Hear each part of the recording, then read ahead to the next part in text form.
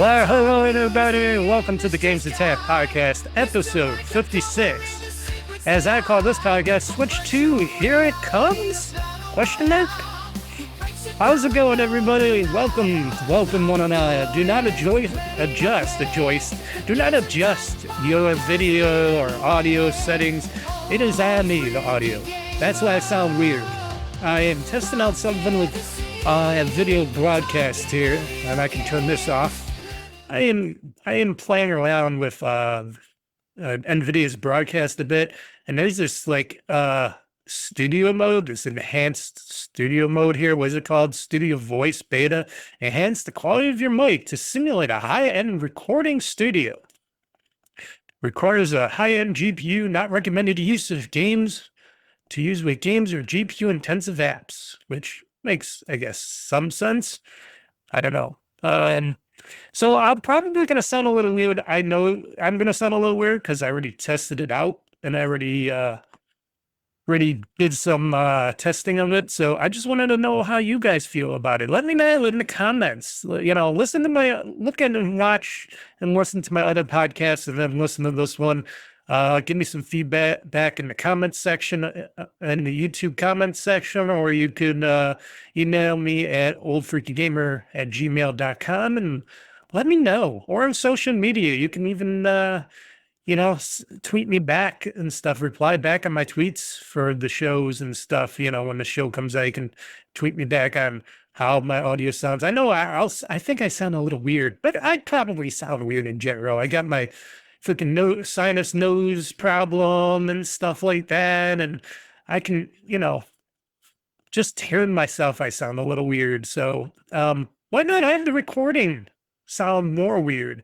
I'm not going to have this audio function on when I'm doing my videos and such. I'm just going to have the noise cancellation and echo off probably, but and then I'll have this version off, but it's a fun little test, and I hope it does a little bit make me sound like I'm in a studio. But the problem is, and I think it could be just my equipment, because I'm just using a regular USB mic here, because that's all I wanted to spend money on. I know I should do, what they say, you should always have the most, if whatever you're doing, especially audio-wise, you should have the best equipment to do it. But I don't want to put a soundboard mixer here. I don't want to put in one of those powered mics on here or anything. I want to just use my USB mic. They do just fine for what I need. It's not like I'm doing this for a job or anything. It's just, but I do notice in my audio that I don't have the bass. Like, you don't hear bass from my voice like you do in other podcasts and such. And that's kind of probably why I should probably invest in a different microphone or see what other people are doing. I just don't want to have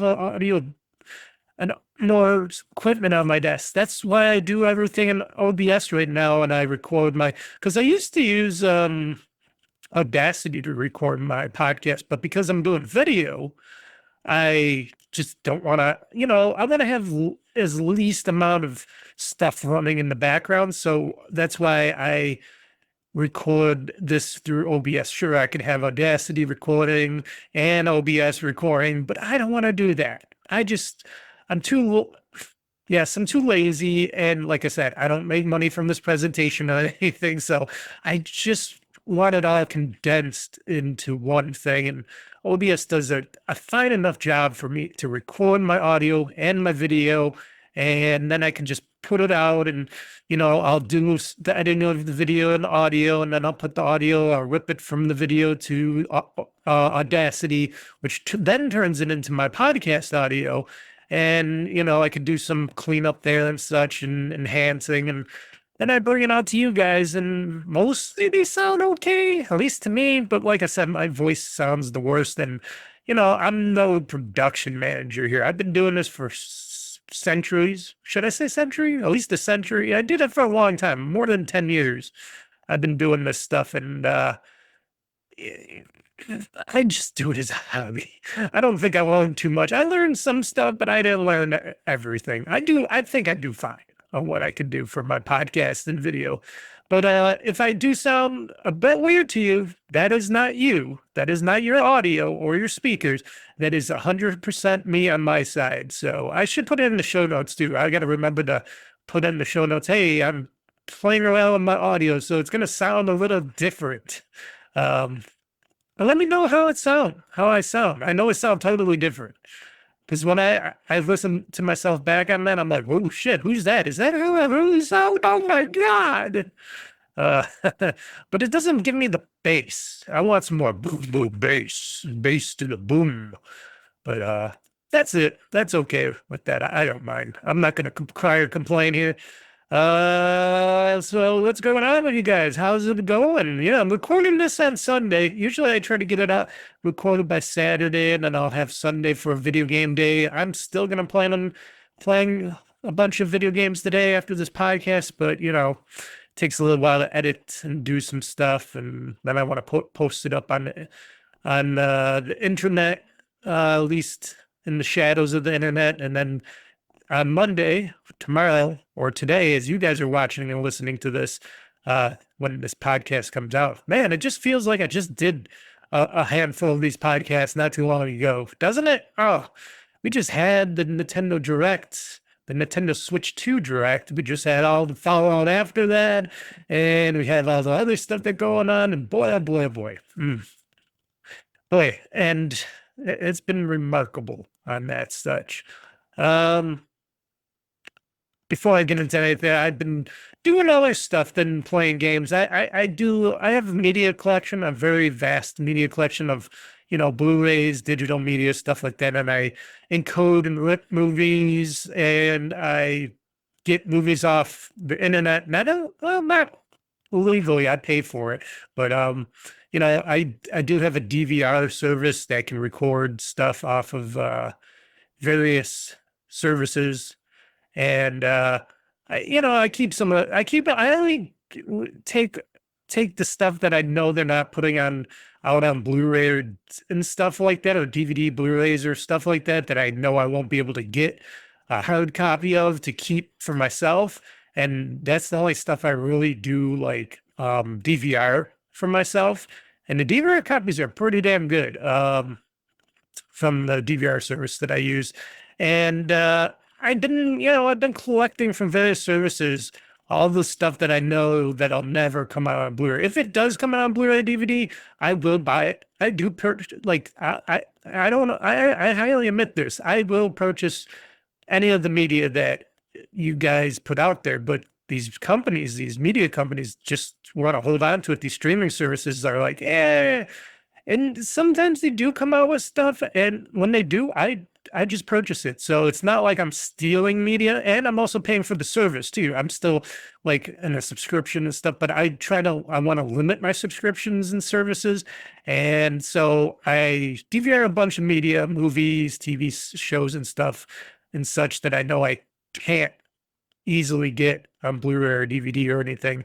And they're like for my own use, you know, personal use, and they're really good, high quality 1080p videos and such. And I have them all in my media server. So from, you know, my movies and TV shows and such.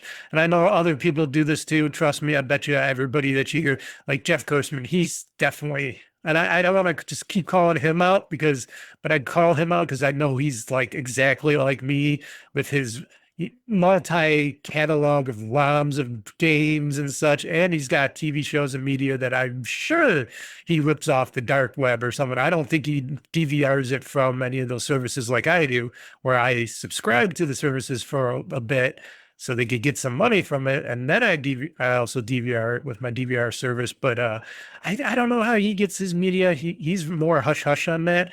Me, I will admit it, you know. And like I said, it's only for personal use, so I'm not sharing it to anybody. I would never share any of my media to anybody. That doesn't make me money. Why should I give them? They could go do it themselves, you know, subscribe, just rent a service, get a DVR service and DVR it just like you do from TV at home. And you know what? I don't think it should be illegal either. I don't think it's illegal because it's just like you're watching TV on anything like you get a satellite or cable service and then you got a DVR for that, you know? There should be nothing wrong with that. You know, like I said, I paid money for it. So what I do, like I said, I have a bunch of shows and TVs and movies, stuff that I know I can't easily find or get or purchase on the internet. And, you know, I have a huge collection of it. So I've been sifting through on top of all my you know, purchased Blu-rays and DVDs that I recorded and or should I say ripped to put on my server, on my vast media server. And I've been just going through hundreds and hundreds and hundreds of titles and stuff, renaming them a little bit. So for media that I ripped from Blu-rays and DVDs and such, they're just a regular their name file. For media that I ripped from, you know, or ripped from my DVR service, I put on the side of the name of the media, I put DC for digital copy because that's what they are, a digital copy. They're not the actual copy of a disc or something like that. So that I know that this ain't the perfect copy, you know, because there are little bits and pieces of issues with getting a DVR and DVRing it from one of the streaming services because they're not perfect. Even their quality isn't perfect. It's top quality, but it ain't perfect. That's why I always would love to have anything and everything physical media that I could rip myself into a nice file, MPEG file, and be able to play it in my media. So I've been doing that over many, many months.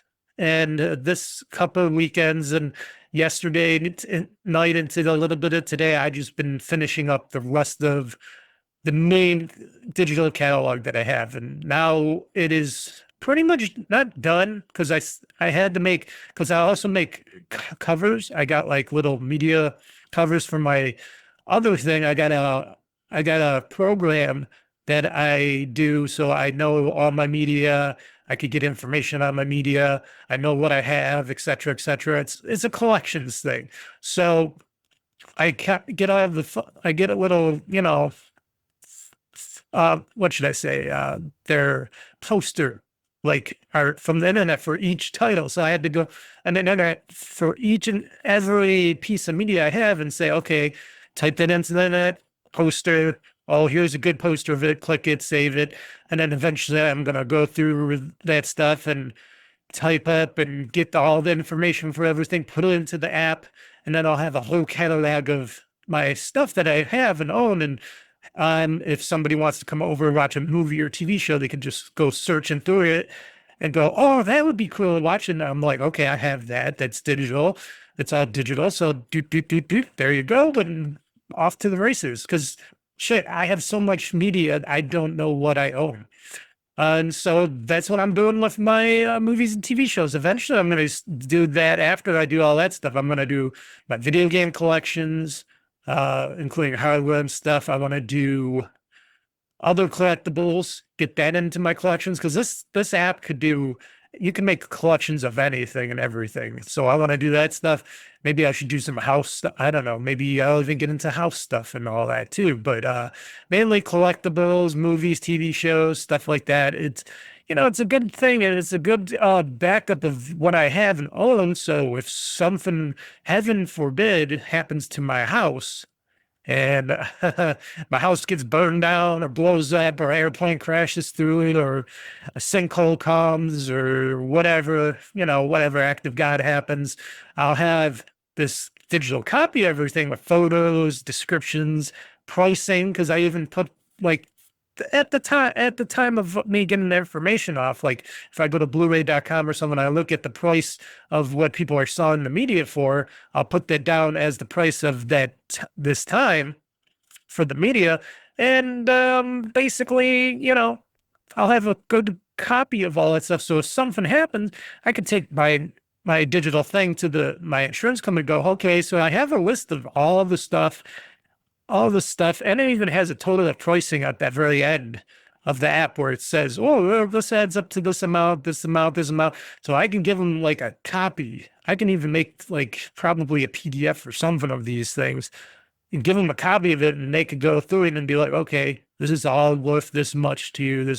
Here's a check for all the stuff that you lost. And That's something people should do. I'm very lazy at it, and I got a lot, like I said, I got a lot of collectibles around here on top of my hardware, my computers, gaming consoles, gaming media, movies, you name it. I got tons of shit, as you would have to, we could say. And a lot of it could be worth some money. And I think I just finished something. Hold on. Sorry, folks. This is bad pod, but I finished ripping my own video from my service. There we go. From YouTube because I did not record the first half of my GameOn last Friday. So I wanted to I gotta edit that clip and make my own copy of it because I accidentally forgot the part of it. So what I'm going to do, I'm going to edit that later today and I'll just put it back up because I like to put up edited copies of my streams because I got my stream copy, which YouTube saves and it's the whole stream right from the beginning. When I make a copy of it, I take out that other crap and he gets right to the video. I'll get right to the video. I might make some enhancements. I'll put in my logo at the spinning start and some stuff like that. Make sure the ending is correct and stuff. And, you know, I like to do some edits like that. So it saves you time. So when you're watching one of my videos, you can go, oh, okay, here he is. He's got the whole video here. I like to do that. I'm very anal about that stuff. But back to my other stuff here. Yeah, I got a lot of stuff. And like a lot of people out there, I'm bad at keeping records of everything. And I should, especially now in my life, keep better records of my stuff that I have. Because God forbid something can happen to the house, whatnot, and I don't have records of anything. It's like, oh, well, okay. You don't know how much you need to collect from the insurance company. Okay. And the insurance company doesn't know what to pay you out. So, you know, and I asked many times, I'm like, how much is an appraiser cost or something to get that? And then they weren't very helpful on that. It's like they did not want me to know how much everything is worth and appraise and stuff. Cause you know, insurance companies don't want to pay you any money. They don't want to pay out. When something happens, they want to pay you as least as possible. Go figure. You pay them all this money and time and effort, but they just don't want to pay you back. And that's a problem. You know, another thing that bothers me about OBS, and I wish there would be a better solution to this. There's the little like recording timer at the bottom of the screen. It's so tiny.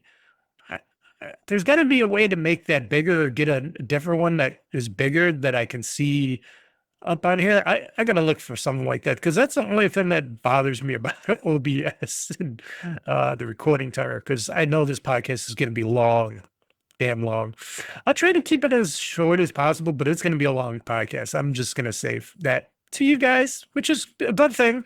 If you're working, driving somewhere, whatnot, you can hear my nasally voice for a very long time and you enjoy it or you accept it or whatever.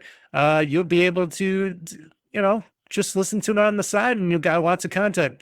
But we're going to be talking about Switch and stuff. We're going to talk a lot of Switch talk. I'm going to try to keep it as brief as possible because it's been weeks out since we talked before. And I did say everything that I said back when the Switch 2 announcement happened, and then there was tariffs and stuff after that, and the uncertainty. Now we don't really have to worry about the tariffs. Trump and his presidency or his the government. What should I say? The Trump presidency, the Trump candidacy, whatever. Trump and staff announced that they are taking off all the restrictions on tech, hardware, stuff like that, technology, electronics, stuff like that. So video games, hardware, stuff like that. Those won't be included in the tariffs. It's just your regular goods and stuff like tables, chairs, bunch of other crap that China tries to sell us and send us, and tons of plastic crap that we don't need, that people think they need, but they don't need. You know, there's a lot of crap that we get from China. People don't understand. There's a lot of crap. When they talk about that our shipping containers, full ships, constantly were coming to the United States. Just the junk. It's like they're sending landfills to us, which half the shit ends up in landfills. And we pay tons of money for this stuff, and people are complaining and crying, oh no, they can't get our stuff here anymore cheaper. All this Chinese clothing and shoes and stuff made by, basically, I hate to say it, slaves. Most of the shit that we get made, all this stuff, even probably, I don't know, I'm not going to deny it, but maybe this keyboard, this Logitech keyboard, I don't know, I don't want to put the blame on anybody, but we get a lot of our stuff made so cheap that it has to be, you know, we call it slave wages. And basically these people in the third world countries, as we call them, and other, you know, little other countries, like they're talking Cambodia and Philippines, they're talking about, what do you call it? I'm trying to think of other things. I'm not even talking about Taiwan and China, but, South Korea, I'm sure too, but Vietnam, stuff like that. All these like countries that are war torn and don't have much money to their names. Those are all basically slave people. They're not making much money, if at all, not even enough to cover the basic food and health care or anything. They don't even have health care in most of these places. And we're complaining about, oh, they're gonna add more money to. It's gonna cost us what? Another $50 on this, another $100 on that piece of thing, or that my shoes are gonna cost $20 more, my shirt's gonna cost $10 more.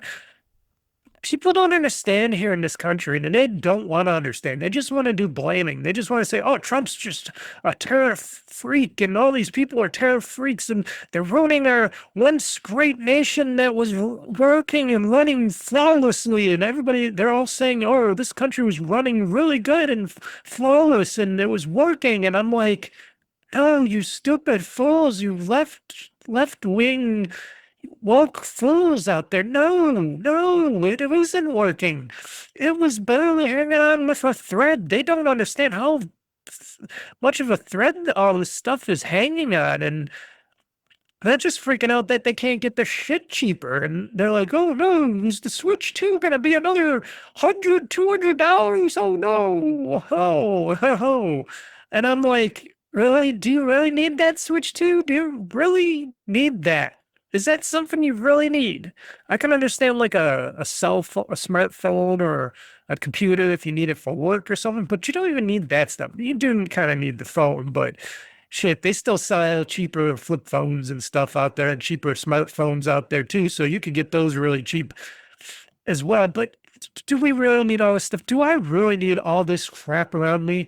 No.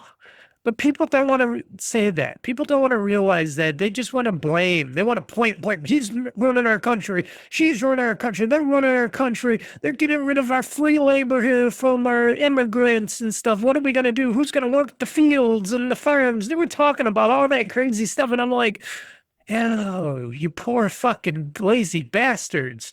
What, everybody here in this country should be all up in working in offices and shit, and then we should have our own slave labor? Oh, and then we buy everything from all these countries, and we get it, and we want it right now. We got to get it all, and we get all this stuff, and we don't realize on how much they don't get from that, and people don't make money when they're working. And then we could cry and complain that, oh, businesses won't come here because it's going to be too expensive because we got to pay people. Oh my God. The whole humanity, we gotta pay somebody to make our stuff. People don't listen to themselves when they talk about this shit. It's like, no, they're not gonna bring their businesses back. And you even hear these CEOs of these companies, and these are the people I go, well, fuck you, man. I'm not gonna buy nothing from you anymore because you're just blatantly saying you don't want to come back. You don't want to come build your factory in this country ever because you know you gotta pay more for labor. You got to build a factory, and you want to do it all cheaply and make a ton of money over in your country. Understandable, but still, people don't hear themselves. It's all, we want me, we want, and greed, and, excuse me. was going off on a tangent there. I'm choking myself up because I just find it so disgusting. Now, I'm disgusting my own way, but I work hard for my shit. I'm not working in some cushy office. I don't even like really working in office conditions. The only office I like working in is right here in my house doing this podcast. But otherwise, I'm working, I'm lifting things, I'm cleaning things all the time. I'm inside, outside, I'm doing real labor. I'm not just sitting there going, spreadsheet 1, 2, 3. People lost their way around this world and crying and complaining that we're not able to pre-order a video game console here in the States or Canada or something because of tariffs and stuff, because we don't want to spend more money on stuff. And that's besides the point of Nintendo trying to kind of get one by everybody too by overpricing stuff. And I'm not saying the console. A lot of people are saying, oh, because people are complaining, because there are people whining about, oh, $450 for Switch 2. No, the Switch 2 at $450 is a decent price. I'm saying that as a person, I'm not a rich person. I'm not a poor person because I work hard for my money. If you really want something like this, you got to pay for it. I'm sorry. Technology, even tariffs, before tariffs, whatever, before how the economy was, before how COVID and all that and everything got screwed up in the whole trade ecosystem and stuff, pricing of technology, of course, is going to go up. And of course, it has gone up a lot because they're trying to push farther in this stuff, and stuff like this just costs more to make because it takes more resources and more of this and more of that. And the Switch 2, it has a lot of resources being put into it, a lot of creative, a lot of new advanced technology. It's not like the original Switch, which was a lot, more plain and simple, and it was frankly down the road underpowered, which from day one, which we were all talking about and how everybody kept on saying it, but it was still a great device. But this time around, Nintendo wanted something more that would last a lot longer. Maybe they want to make this to be the next 8 to 10 year console, and they're not just gonna shove it off. They want this to be the premium console to last a long time, and everybody's like, well, this isn't gonna last that long either because you got Microsoft and Sony going to push and make the new next gen consoles and handhelds and stuff, and then this is gonna be underpowered. And it's like, calm down, people. Nintendo isn't 100% out there to, now this time around, they want more third parties to jump on board again and put their software and stuff on there, but they're not trying to push the boundaries of technology with their console as much as you would think, because they make most of the games for the hardware. Nintendo, games from the Mario people that make their 3D, 2D games for the Nintendo Switches and handhelds and stuff like that. They're not in the business to be like Sony and Microsoft, even though this time around they're kind of are a little bit, and they want to do that more mainstream console in your household, because a lot of these games we've been hearing are coming to the Switch too. This time around, a lot of newer games, a lot of the older games that weren't able to go onto the original Switch. Maybe people have been talking, maybe Take-Two will put Grand Theft Auto on here or something. We don't know, because we don't know nothing about the next Grand Theft Auto 6 yet. I had one trailer and Take-Two and Rockstar and talking anything about it, but they're not in the business to push the technology forward like Sony and Microsoft are doing with the Xbox and PlayStation. And I always thought, and I said this many times on other podcasts, that I always think that's a big mistake. And I think it's a big mistake because, like I said, it's human greed. It's our gaming greed. It's our greed. And we're the problems here of trying to get them. We want a more powerful system to play our games, but we don't want to spend the money on that power because we're degenerates. Yes, we're all degenerates that don't want to pay for something, but we want something better to play our games and stuff and all that, but we don't want to pay for it. But yeah, we want this more powerful system, and these companies are trying to utilize it more, and they're trying to use more resources to push their games more, and it just keeps going up and up, and then the cost keeps going up and up, and that doesn't really help anyone, because eventually that cost is going to be so great that like you see Microsoft struggling at it, and that Sony is slowly starting to, you can see Sony starting to struggle at with the PlayStation.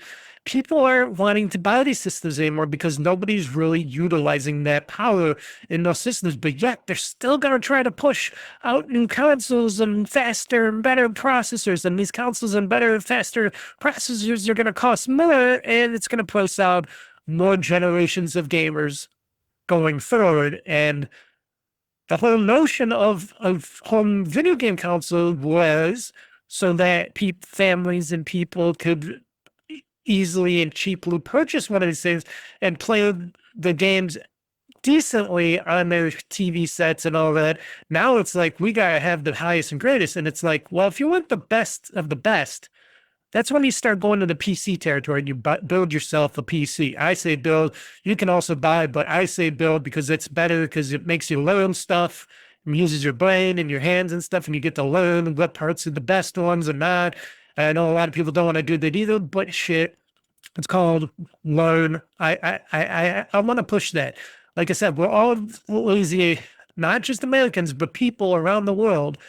I know a lot of people are going to hate me for saying this, but we're lazy. I'm not so lazy because I actually built my own PCs and stuff like that. So, but I'm lazy in other ways, but I understand what I'm getting. I understand what comes up. When the Xbox One came out, a lot of people thought that it wasn't the best. Oh, it's not 1080p. It's only like 720p, 810 or whatever p. And I'm like, I just want to play the games that I want to play on it. And I did.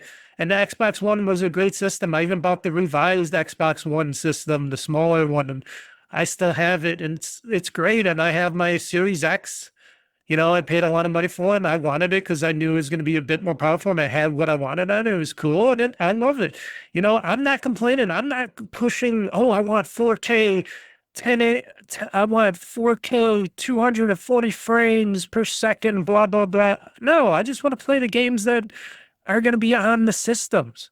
And now with Microsoft, aka Xbox, pushing more of let's play anywhere and all that, which we'll talk about later in the show, Games News, and them pushing, just building a better ecosystem for gaming out there.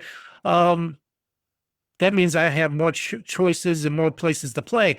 Shit, I play a lot of these games that come out on PC, Xbox, and PC on my RAG Ally and stuff, and I love that thing. And it's not the most powerful device, and I love it because it's small. I can play on it sometimes, and if I want to, I could go on the Xbox or the PC to play the game as well with the cross play / cross save features, and it just makes me feel better about that. I'm not pushing for 4K and stuff. There are people out there. Jeff Gerstmann's one of them. He loves the frames. He loves the high quality in frames and stuff. Me, I'm not so much.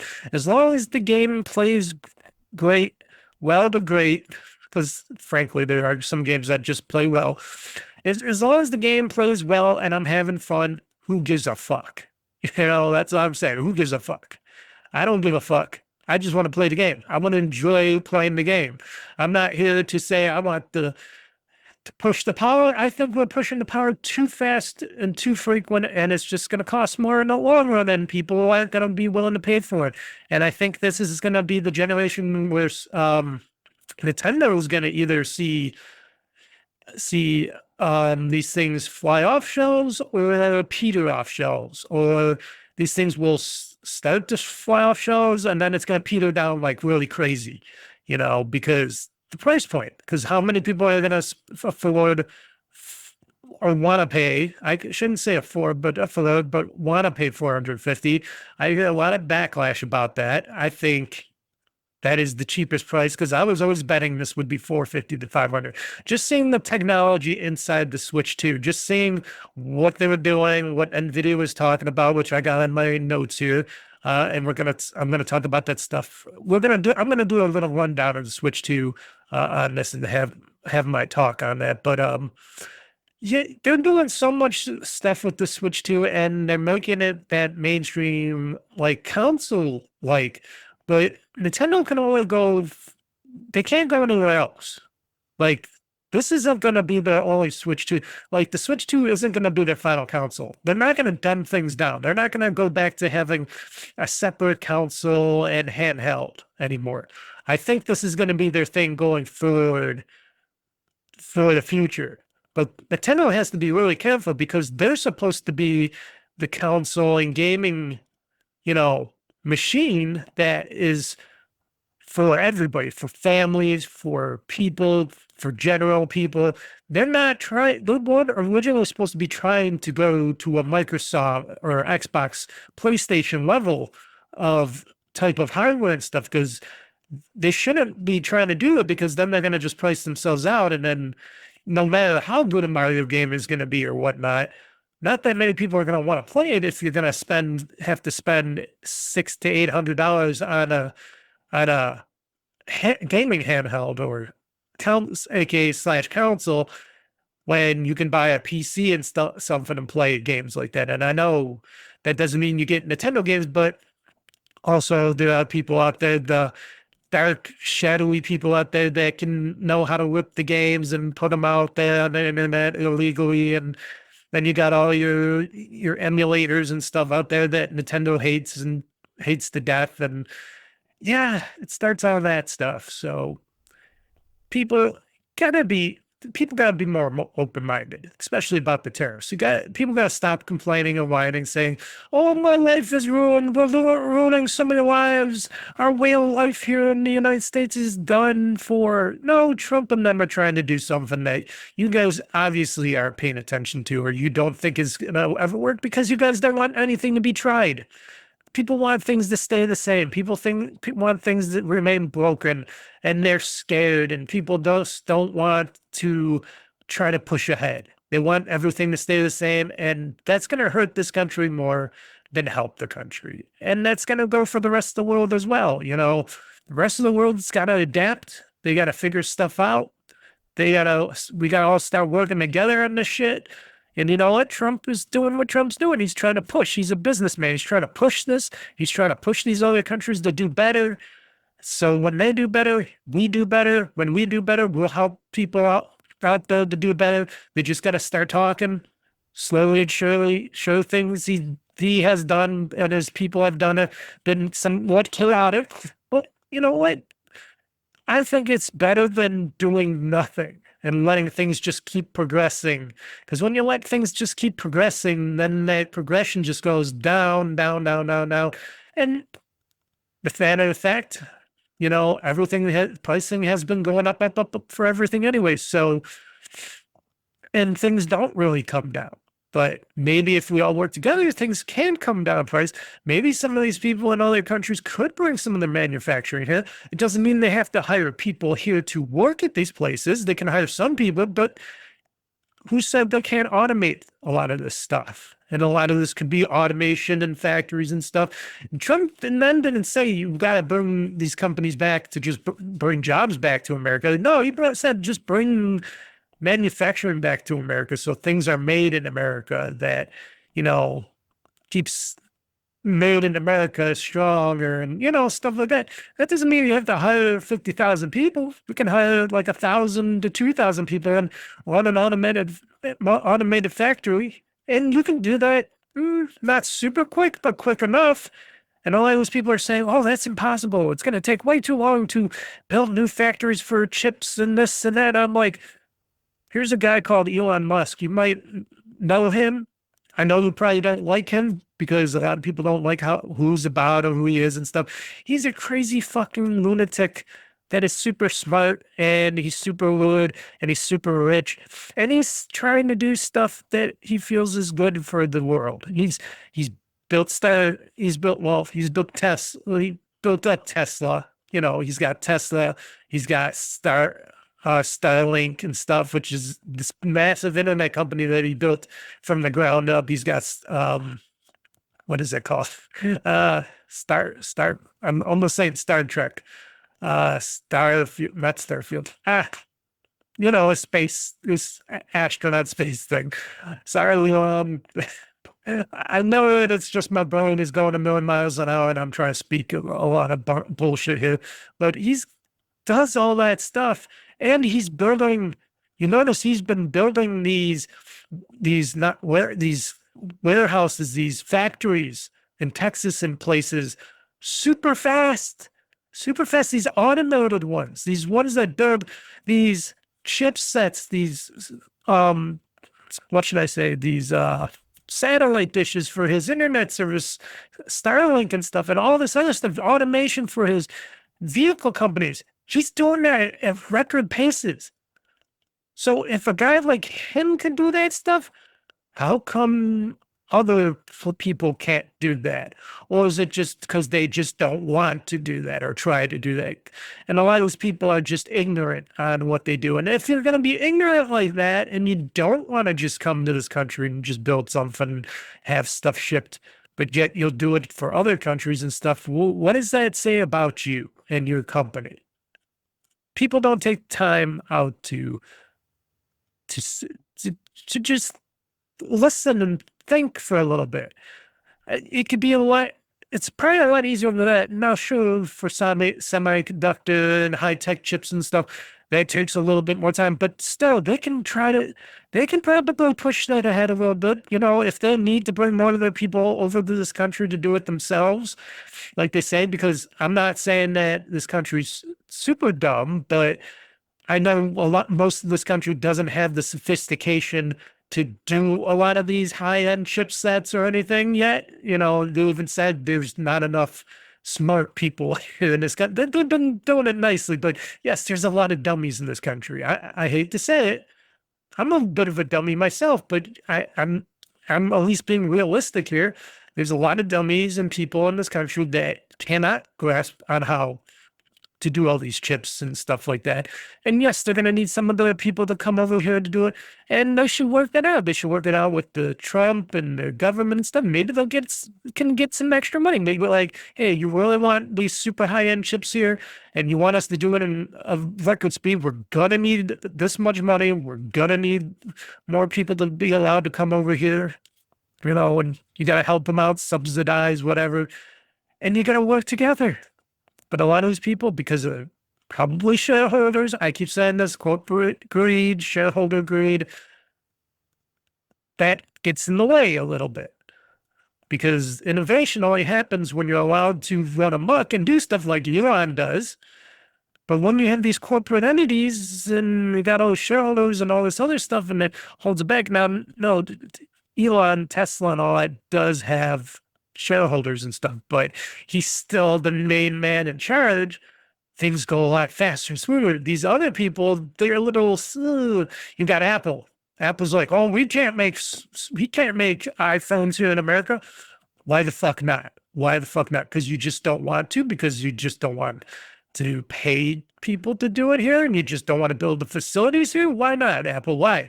You're an American-made company that didn't made computers and stuff right here in America before, and then you shipped it all out like everybody else, and you're a multi-trillion-dollar company. You're saying you can't do that. You cannot do it, or is it just because you will not do that? Because you're like, oh, this is going to cost a little bit more money for people. You're already charging $2,000+ an iPhone.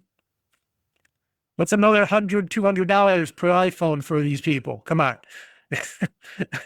Really, it's just, oh, the greed and, oh, it's just horrible. It's just horrible. And then you got these people, these whiny little woke, and I listen to a lot of podcasts like this. They're all blaming Trump. They're all doubting everything here in America. It's us in America is ruining everything with these terrorists and all. It's because they just don't care about America. They really don't. Because if they did, they would look into what problems we have. We got an ever-growing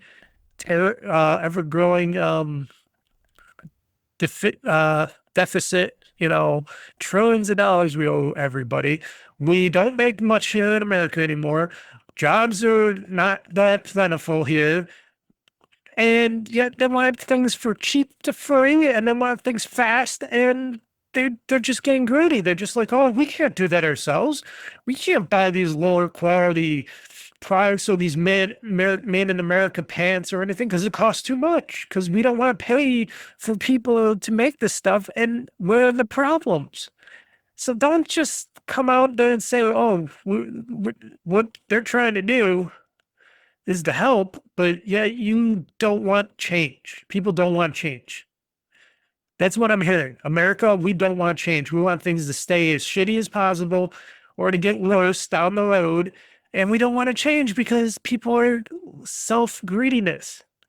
I got my own self-greed, but at least I try to change. I try to do things. I'm willing to spend my money and stuff. Like when the next Xbox Raw Valley comes out, when it gets announced, probably in June, probably during the Xbox showcase that's going to happen in the beginning of June.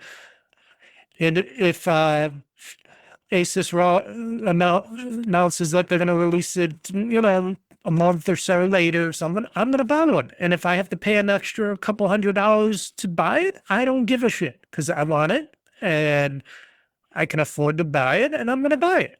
If you can't afford to buy something like that, then maybe you shouldn't buy it. Like, does everybody have to buy a video game console? Does everybody have to buy a TV set? Does everybody have to buy all this stuff? No. You buy what you need to buy, what you have to buy, and you do it. And I said this forever too. And this is very unpopular opinion. Not everybody has to play video games. Not everybody has to buy a video game console. Not everybody has to have everything.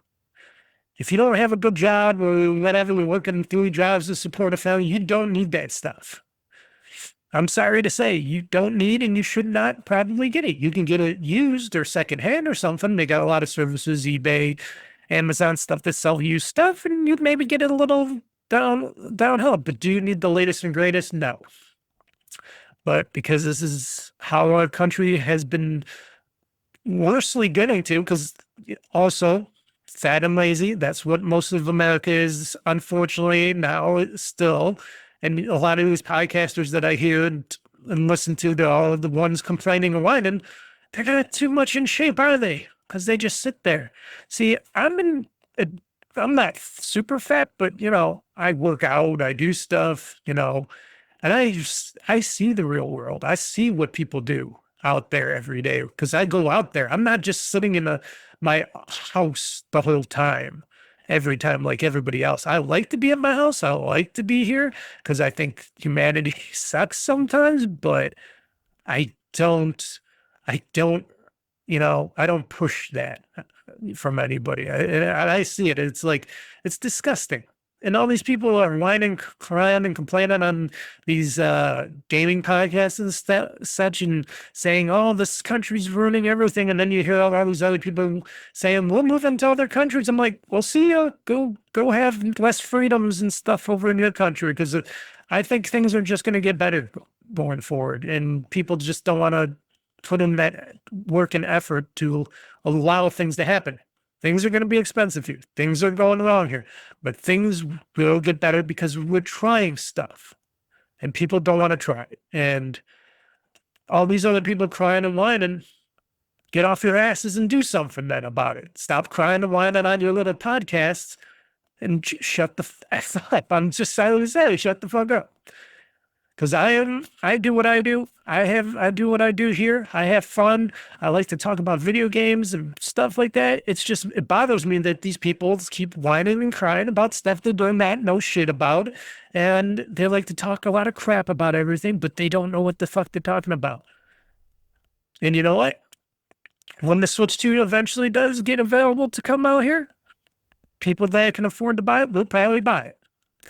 So, sorry about me ranting on, folks, and you can fast forward through anything you want. I do not care. Like I said, I don't do this for the money. I do this for the fun because I don't make a damn dime off of anything. I pay to do my podcasts and my videos and everything else. I do this for a hobby because I like to. And in my past, when I did other podcasts, I used to rant about this shit all the time.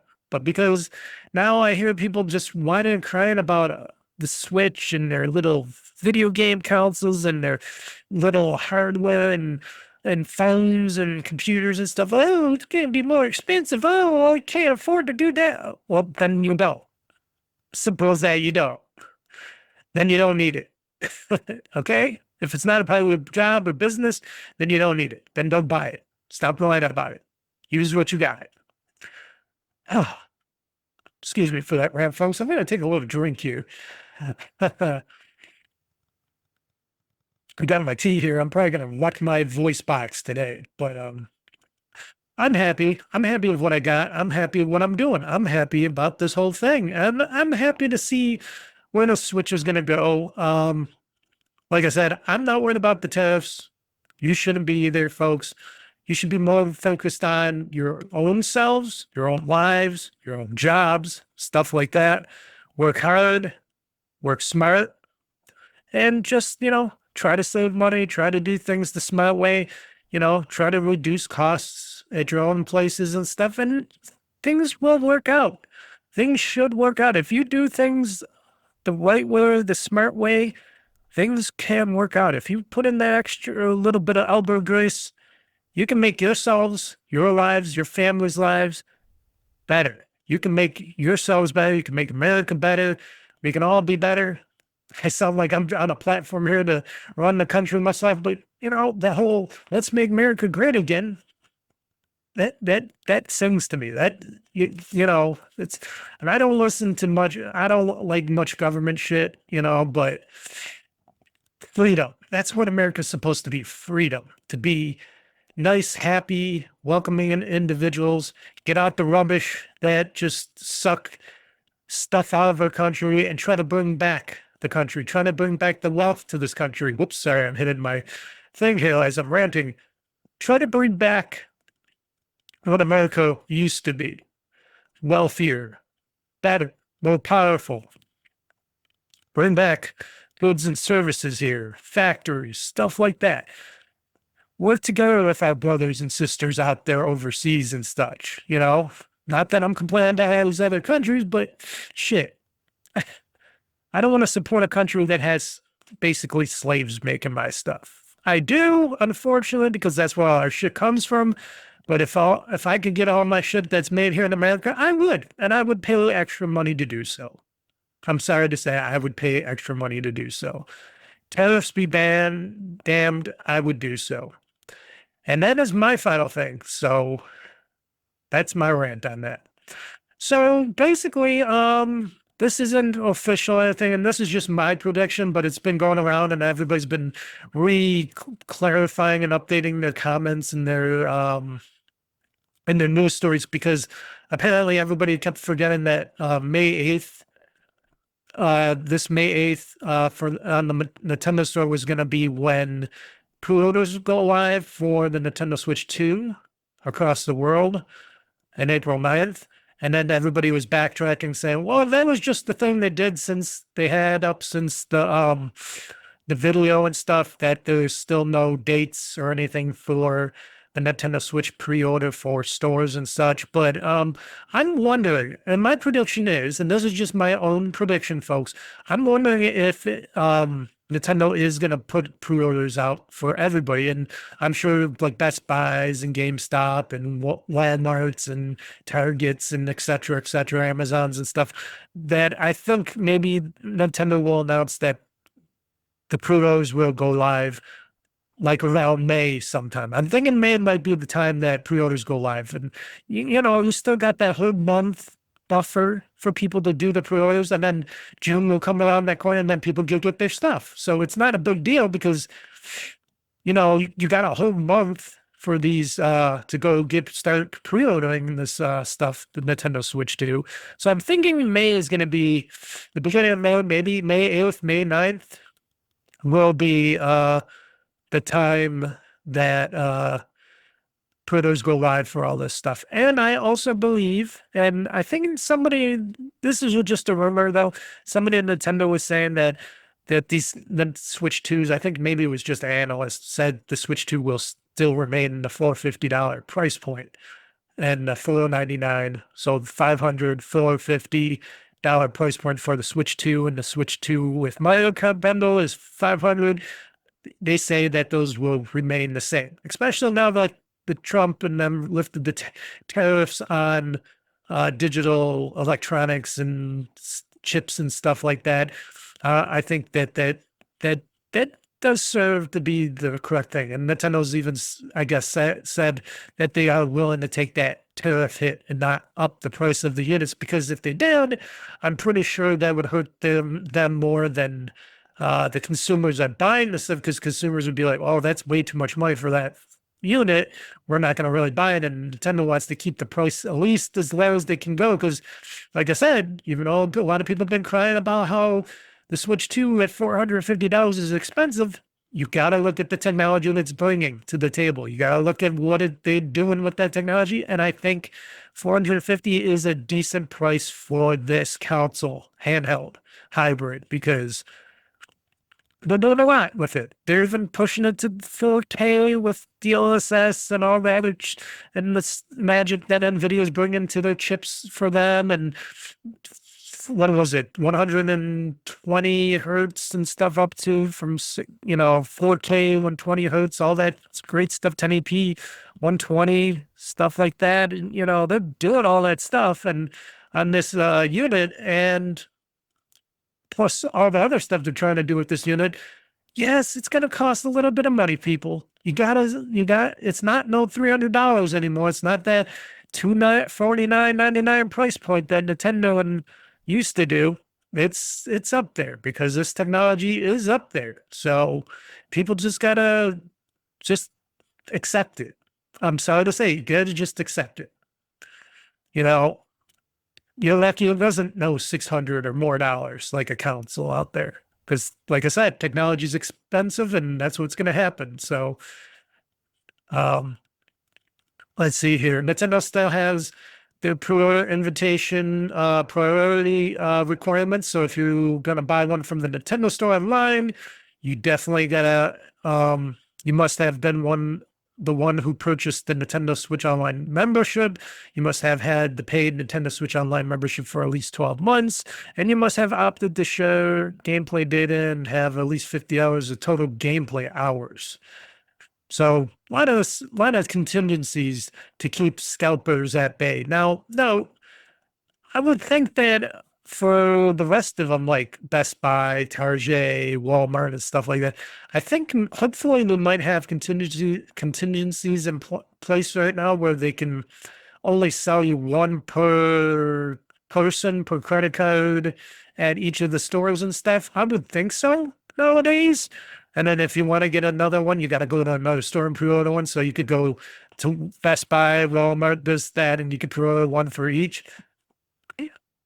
I hope scalpers are getting their just desserts now. That because I think there's going to be plenty of Switch 2s, especially here in the United States, that maybe it will sell it for a second, but then it'll go back to not being sold out. Because Nintendo even stated that they've been building these things for at least a year now, the Switch 2s, and they've been stockpiling them and putting them out there. So they got plenty of these consoles out there. And like I said, with the $450 price point and such, and the cost of all the other hardware and software out there, I don't think it's going to sell.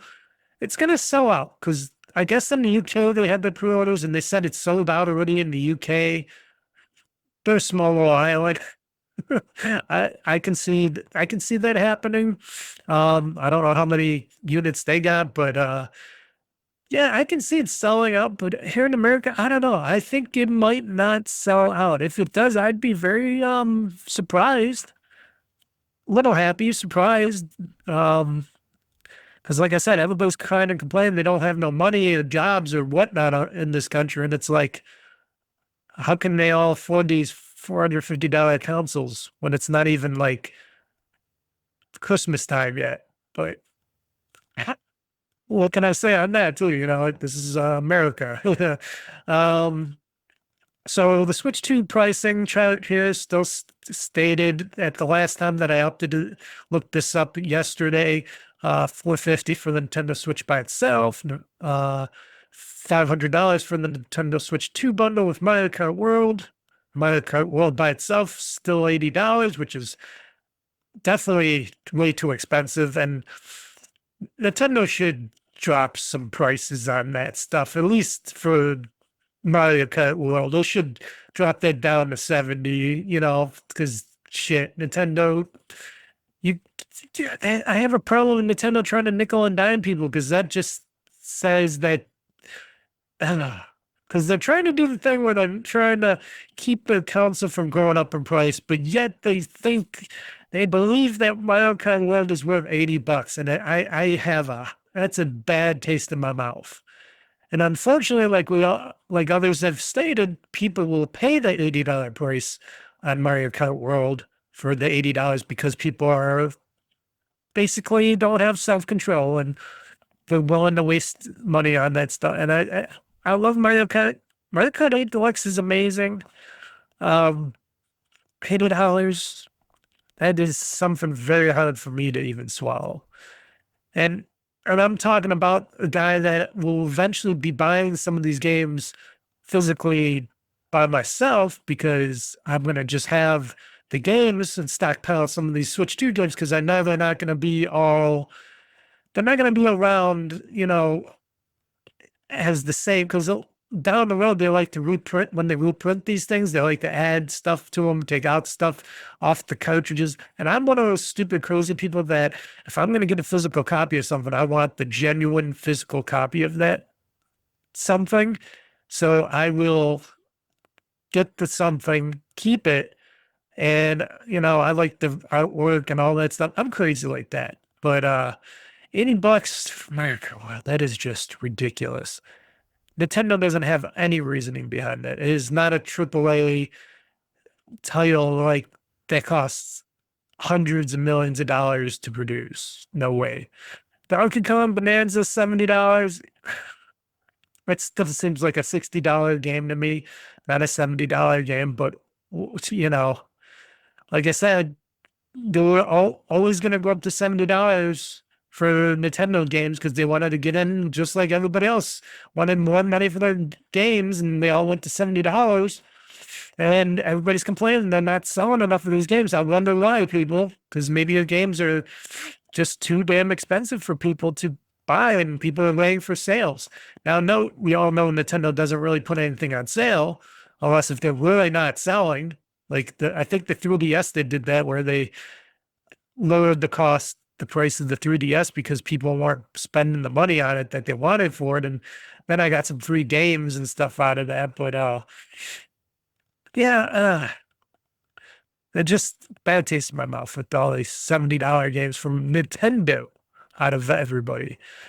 And we can't just say, oh, it's because these cartridges are more expensive to make and produce. I don't buy that one bit. I don't care if the technology, I don't care if these cards are a little bit fast or whatnot.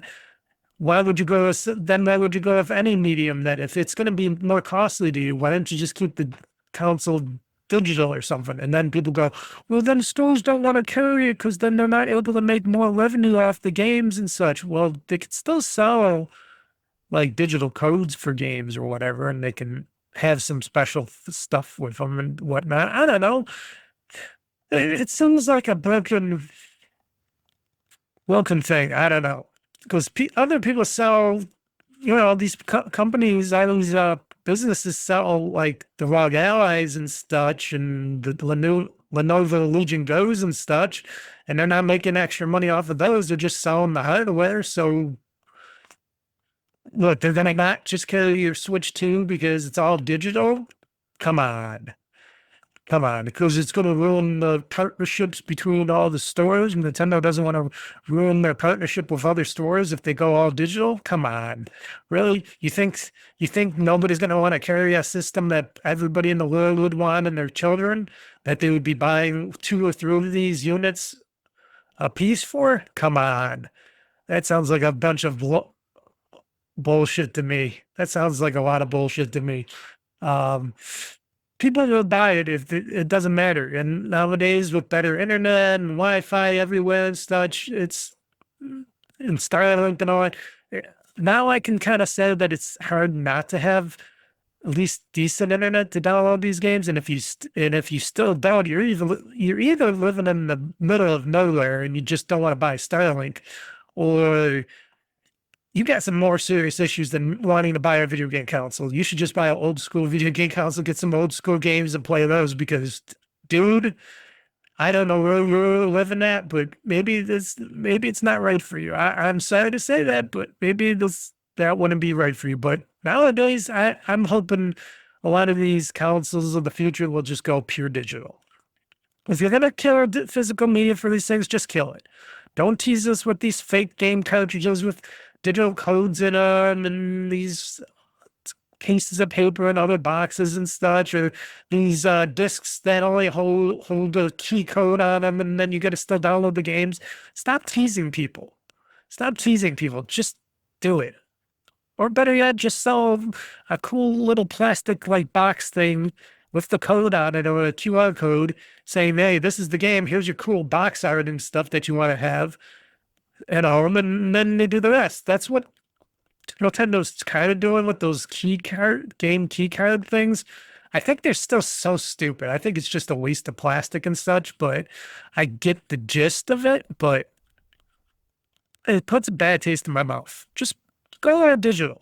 It's called grow some balls. Get some cojones, people, and just do it. So I was rendering Donkey Kong for $70. So okay, 70 for Donkey Kong, 80 for Mario Kart World.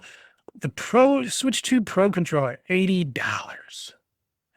$80 because they put a C button on it and some back paddles, which for me, frankly, I don't ever use, so I don't really care about them. I'm sure other people will care about them, but I wouldn't. It looks like a very nice controller. I might end up eventually getting one, maybe. I don't know. Because my regular Pro controller works with the Switch 2, so it's not like I really need to get it. If they said I can use my regular Pro controller for it, and it works fully well, so I probably wouldn't even need to get this. Switch 2 camera, definitely not, because I'm not going to be chatting with anybody. I'm not going to be going online with it with anybody. So, and plus you can use most of your own cameras, and I got a bunch of USB 2, 3 cameras here, so I'm sure one of these many cameras I can use. So there you go on that. If I want to play a game that uses like a camera or something. Joy-Con controller pair, $90 for the new Joy-Cons. Nintendo's controllers are the most expensive shits out there, and these are just those little, well, a little bit bigger Joy-Cons, and $90 for 2 of them. Wow, expensive. They're more expensive than the Pro controller. The Switch 2 controller pairs are more expensive than the Pro controller. Come on, I thought the Pro controller would be like $100, but these are $90. More expensive than the Pro controller. Shouldn't those controllers be cheaper than a Pro controller? Man. Joy-Con 2 charging grip, $35. Joy-Con 2 strap, $13 for a fucking Joy-Con 2 strap. $35 for a charging grip. $20 for a Joy-Con 2 steering wheel, a piece of plastic with a couple wires and a couple lights in it. Where is it? Where is it? And unfortunately, I know a lot of stupid people are gonna buy that shit. Talk about Chinese, Japanese, Chinese junk that we don't need. Nintendo Switch 2 dock set. What is the dock set? I don't know what that is. Is that a dock? Is it that's $110? Is that the dock that the thing docks on, or is that something different? Nintendo Switch 2 carrying case and screen protector, $35. Yeah, those are usually expensive. Nintendo Switch 2 all-in-one carrying case, $80.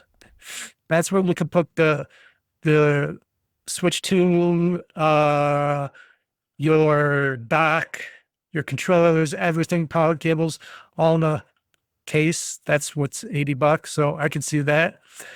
And the Nintendo Switch 2 AC adapter, which is a plug, which I got many of them. I don't know where they are. Where it has the USB-C end to the other end, and you plug it into that, into the wall, and into your Switch. They want $30 for that. That's why I say Nintendo is the Apple of the video game market, as they like to do the overcharging. And this is a lot of nickel and dime stuff. I'm going to sound like Biden for a second here, folks. good old Biden. I know you guys like him. Oh, these are just some junk fees and junk up costs and stuff, and this is just wrong, and it hurts the lower end people. It hurts the people that can't afford to do this stuff. Wow, this is just junk fees and extra price increases that are unreasonable. There you go. That was my Biden thing right there. But yeah, they're expensive. But I pretty much think that none of the prices is going to change for all this stuff. I still think Medical World should go down in price, but unfortunately, stupid bastards out there will buy this Medical World because they just can't help themselves, and they're willing to waste their money on something that expensive. And unfortunately for myself, I will eventually buy a Medical World, but I will try to get like a gift card or something. I'll use like I'll wait till I get like a gift card from a family member or something. I'll get money off of it so I feel better about not spending all my own personal money on it. That's how I save money on stuff. Or I can use my Microsoft rewards and get an Amazon gift card or something and get that. You know, there's many ways I can do to save money on buying some of this stuff. Because like I said, I do want to get some of these games ahead of time just because I have the first pressings of them, because I like the art, I like the looks and stuff.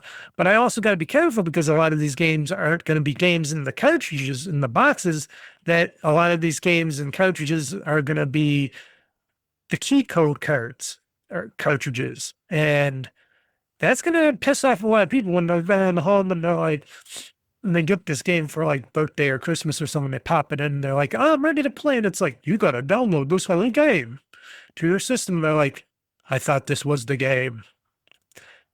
Even though it'll say in the box, oh, game, this is just a game card. You got to download the game separately and hopefully you have enough storage memory on your Switch 2 to download it. And it's like, just make the whole thing just digital, Nintendo. Stop bullshitting people. I hate these bullshitters. But I was talking about earlier the fact that the Nintendo reportedly has a stockpile of over 1 million Switch 2 consoles here in the United States, and I guess they're shipping it over even more right now as we're speaking, and they're just shipping them, and they're going to ship them until they feel like they got enough in this country for the United States and probably Canada, because that's hence why Canada got the no on the early pre-order list too as well for the Switch 2, because I guess some of that stuff gets funneled to Canada and such. I would guess that's how they get their stock from us. So I'm guessing that they're just going to keep shipping these Switch 2s now that there's no tariffs on them anymore, or supposedly anymore, that they're going to just keep stockpiling them in here in the United States. And I guess they're sending tons over from Vietnam. Like they sent over 700,000 units from Vietnam, and in February, 383,000 units the month before. And they're probably going to double time that now, trying to bring as many units over from those places to here. And yeah, they're just trying to get as much into the country as possible so that if tariffs do change again or whatnot, because you know, Trump and them like to play a little game with everybody, and everybody hates it, but I kind of like it. I think it's kind of interesting, but they're trying to get it in as much in here so that it has a nice smooth launch, and that we don't have to worry about scalpers and stuff like that. If we sell over 1 million Switch 2s here at launch in this country, I will be surprised. I will be shocked, awed, and surprised. That would be crazy. That will be very, very crazy. And they're just talking about, these are just the Switch 2 consoles. They're not even talking about like software and games and accessories and such. They're just trying to get as many Switch 2 units in this country as fast as possible so that they can have a stockpile ready for launch.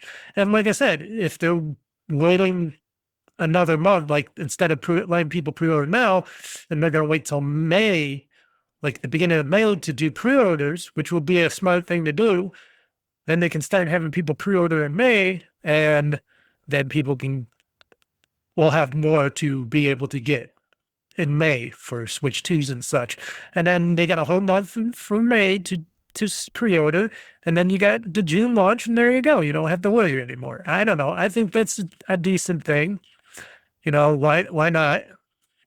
But you know, people are crazy and they're all like, I need it now. I need it now. Because that's all I hear. I need it now. That's what I hear from those podcast people. I need it now. I can't wait. I don't have patience. No patience. That's the problem, people. No patience. So the power of this console, NVIDIA's come out talking about a little bit about it. States that its custom GPU means Nintendo Switch 2 has 10x the graphics performance of the Nintendo Switch, which I would hope so, because the Nintendo Switch doesn't. that's some legacy hardware. My phone is more powerful than that Switch 2, or that original Switch.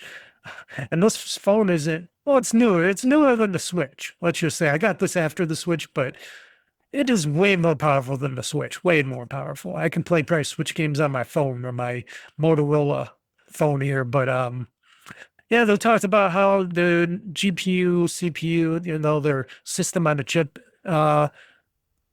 is way better for AI upscaling via DLSS, DLSS and ray tracing, because you know NVIDIA's all big on the DLSS and ray tracing, deep learning, super sampling for the games, so they can make the quality of games better, and they could make them go up to 4K and, you know, 120 hertz and stuff like that. They do HDR, all that stuff. A lot more RT cores and tensor cores for stunning visuals and AI-driven enhancements.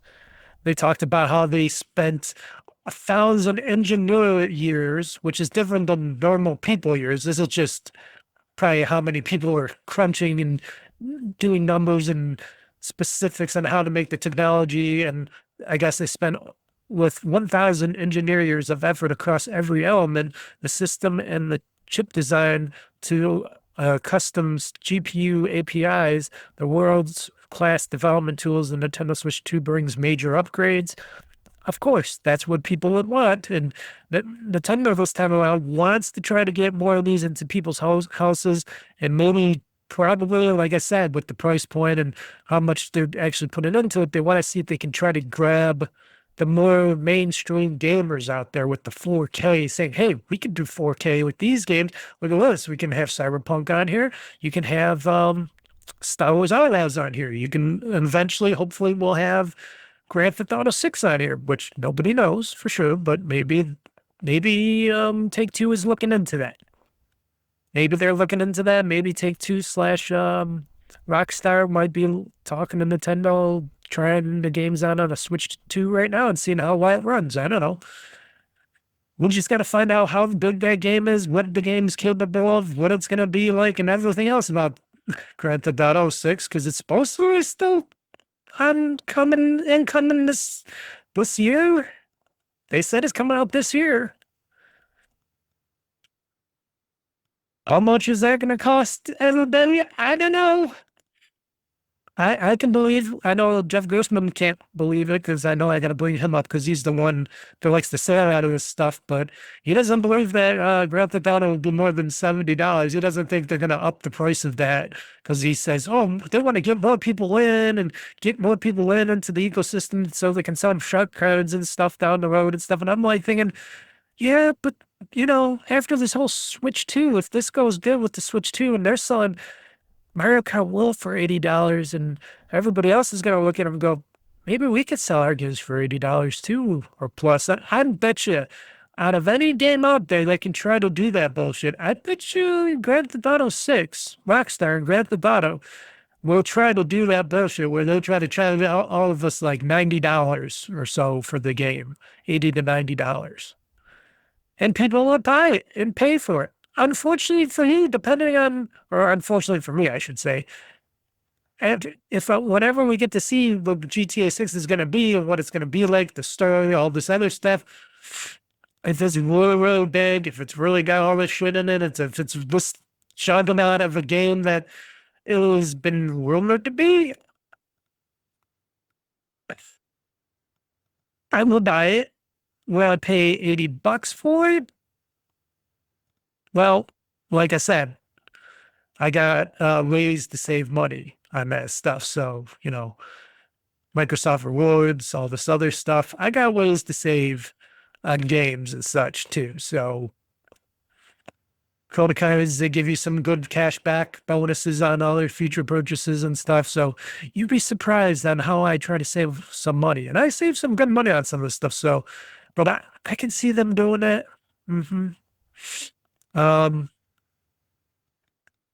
So I also stated in this article that Digital Foundry will be eventually running numbers once they get their hands on a Switch 2 when it launches, that they will be definitely checking these things out to see how powerful these Switch 2s are compared to these next-gen, so-called next-gen consoles and PC hardware and everything.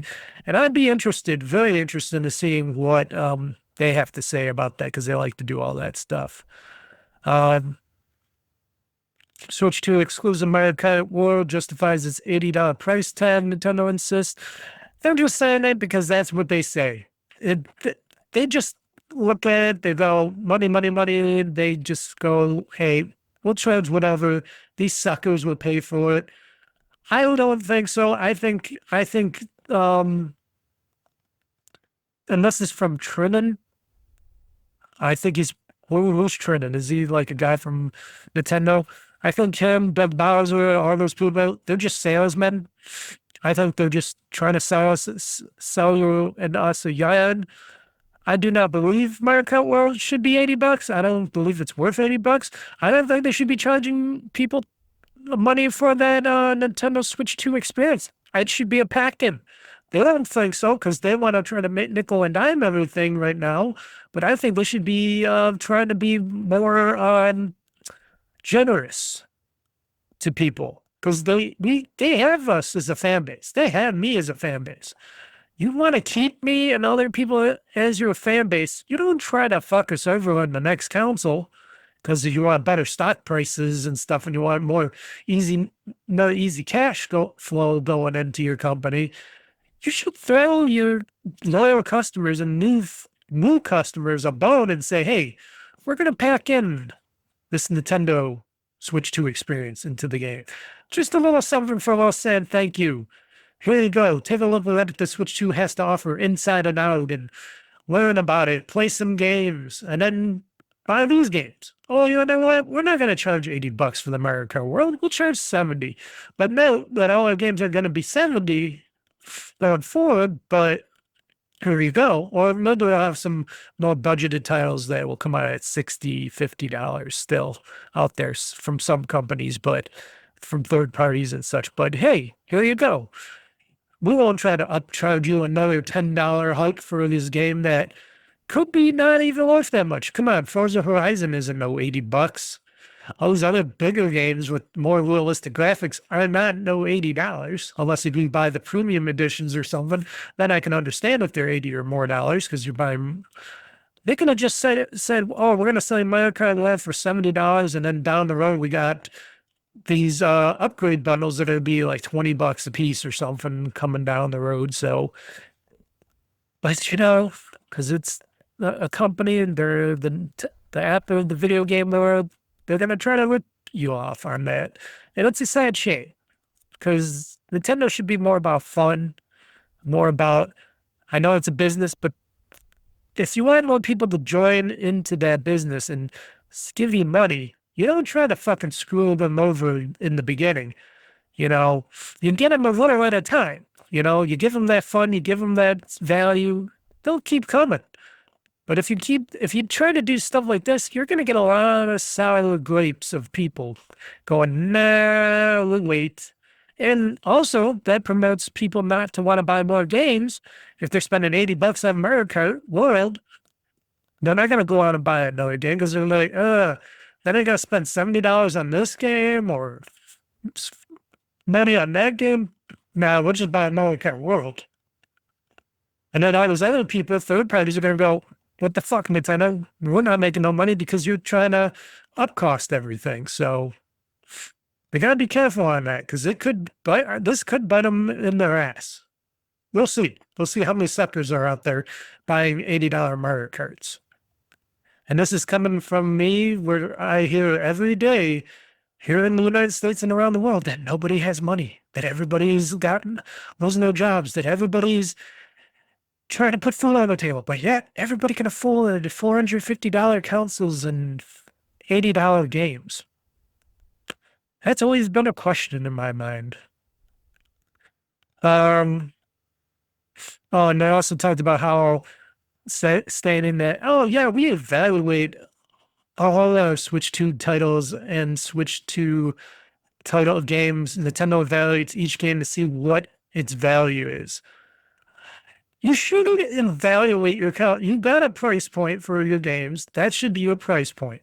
If it's $70, like you said it was going to be, it should all be $70. Unless if you're making a title with some bonus DLC and you're doing the things that other people do where they're like, oh, buy the premium edition or something, or do this, or down the road you have DLC for it. Then you can say that stuff. But if you go in and say, no, we're going to make this game $80, this game $70, this game $90, that is just poor. That's stupid. If you're going to make them all 70, make them all 70. If some games are looking like they're going to be worth less than 70, make them a little worth less than 70.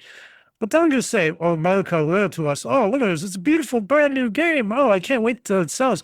Let's put an $80 price tag on that. We'll get another bonus $10 from people. And it sucks. And it sucks so much that even former executives, one in particular that we all know and love, if you remember him, Roger Fils-Aimé, the former Nintendo of America boss, he's even went on to social media and touted what he talked about before about how this $10 backlash on the he's talking about the welcome tour right here, but also I'm sure he's talking about, he talks about other stuff as well, but he's talking about how this $10, because they're charging $10 for the Switch 2 welcome tour for this. $10 for a demo game thing, which even Sony put on the PlayStations for that Astrobot tour or whatever game for free for all the PlayStation 5s out there. Now, Microsoft didn't put any like freebies or anything, but I'm sure we get something. I don't even think they have any games that, although they put like Hexic HD in them again or something. I don't know.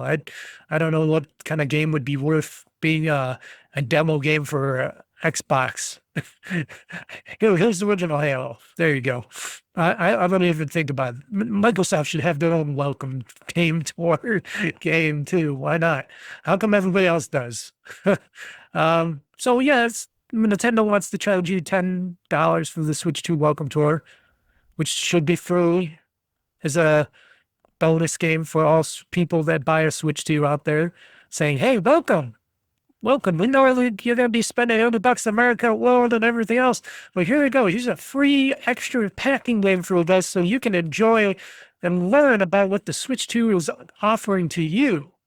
And as a thank you from us at Nintendo, being, respectful business people and not just a bunch of money. We don't want to be the soulless, money-hungry company like everybody else out there. We want to show you families and kids that, hey, we care about you because we care about you enough because you're buying our console. You're spending $80 on this game, which and $70 for these other games. Here's a little thing from us. It's nothing much, but here's a little thing. So Roger Fils-Aimé, former head of Nintendo of America, pointed out that he was the one, so basically the one who fought to get the Wii packing game, Wii Sports, into the Wii bundle, into the Wii as a packing game, a full packing game. And I guess he got a lot of heat and a lot of, let's just say, Shigeru Miyamoto himself, the Mr. Mario guy, which I'm thinking, wow. So Miyamoto is actually a dog-ass demon kind of a businessman himself. he's a dark guy himself, because you would think the Mario creator of Mario, would want to have a game that people would, have this thing that came in the lead to show off the Wii and its capabilities is a nice little gesture of, hey, look, this is what the Wii can do. And he wanted it to be not a packing game. He wanted to sell it. And he was pissed that Regis Fils-Aimé wanted to make this a packing game. So he stated in here that he had some clips from this old interviews, which he did, that the former Nintendo executive, in which he discussed the internal battle he had with the legendary developer Shigeru Miyamoto to get the Wii Sports as a free pack-in for a hugely successful Wii console, regularly stated it was an understatement to say that Mr. Miyamoto pushed back on the call to make Wii Sports a Wii console pack-in. As we know, this is a battle Fils-Aimé won to a degree, with Wii Sports bundled with the Wii everywhere except Japan. So Japan didn't get a free copy of Wii Sports because Miyamoto said no. But everywhere else, we all got free pack-ins of Wii Sports. Trust me, I got like 3 copies of Wii Sports. Wii Sports is everywhere. In a second interview clip, Fils-Aimé pointed to a similar battle to bundle Wii Play with a Wii Mote. In a clip of the interview, Fils-Aimé revealed that he pissed off Miyamoto once again. Because remember when they had that enhanced Wiimote, the bigger one, it was a little bit bigger, and it came with I think it did come with the rubber thing included with it and stuff. I don't know, did it or did it not? I think you got the Wii condom later. No, it might have came with the Wii, because you needed the Wii extended condom for the Wii Mode Enhanced. I have that somewhere too. And it came in with that new Wii Sports game. And apparently, because Fils-Aimé wanted a copy of Wii Play with the remote, that pissed off Miyamoto once again with a suggestion he was not happy about that either, because he probably wanted to try to sell you that separately, which I'm thinking, wasn't this...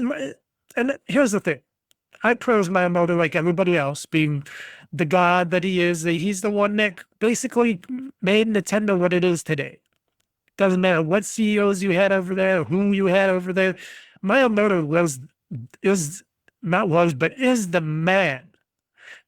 And on earlier interviews, things that I heard about him was that he works there, and he used to have like a modest salary and stuff, and he was working modestly as a modest person. He didn't want to be this super higher up and whatnot.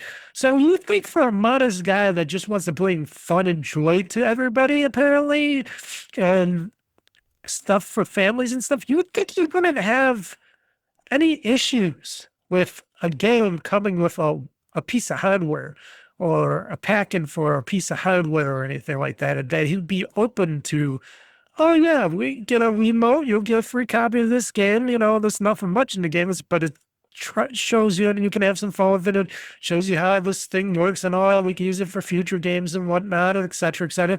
But paying more money, that seems a little off for what I heard about Miyamoto from back in the day. I wonder if because he was getting older, I don't know.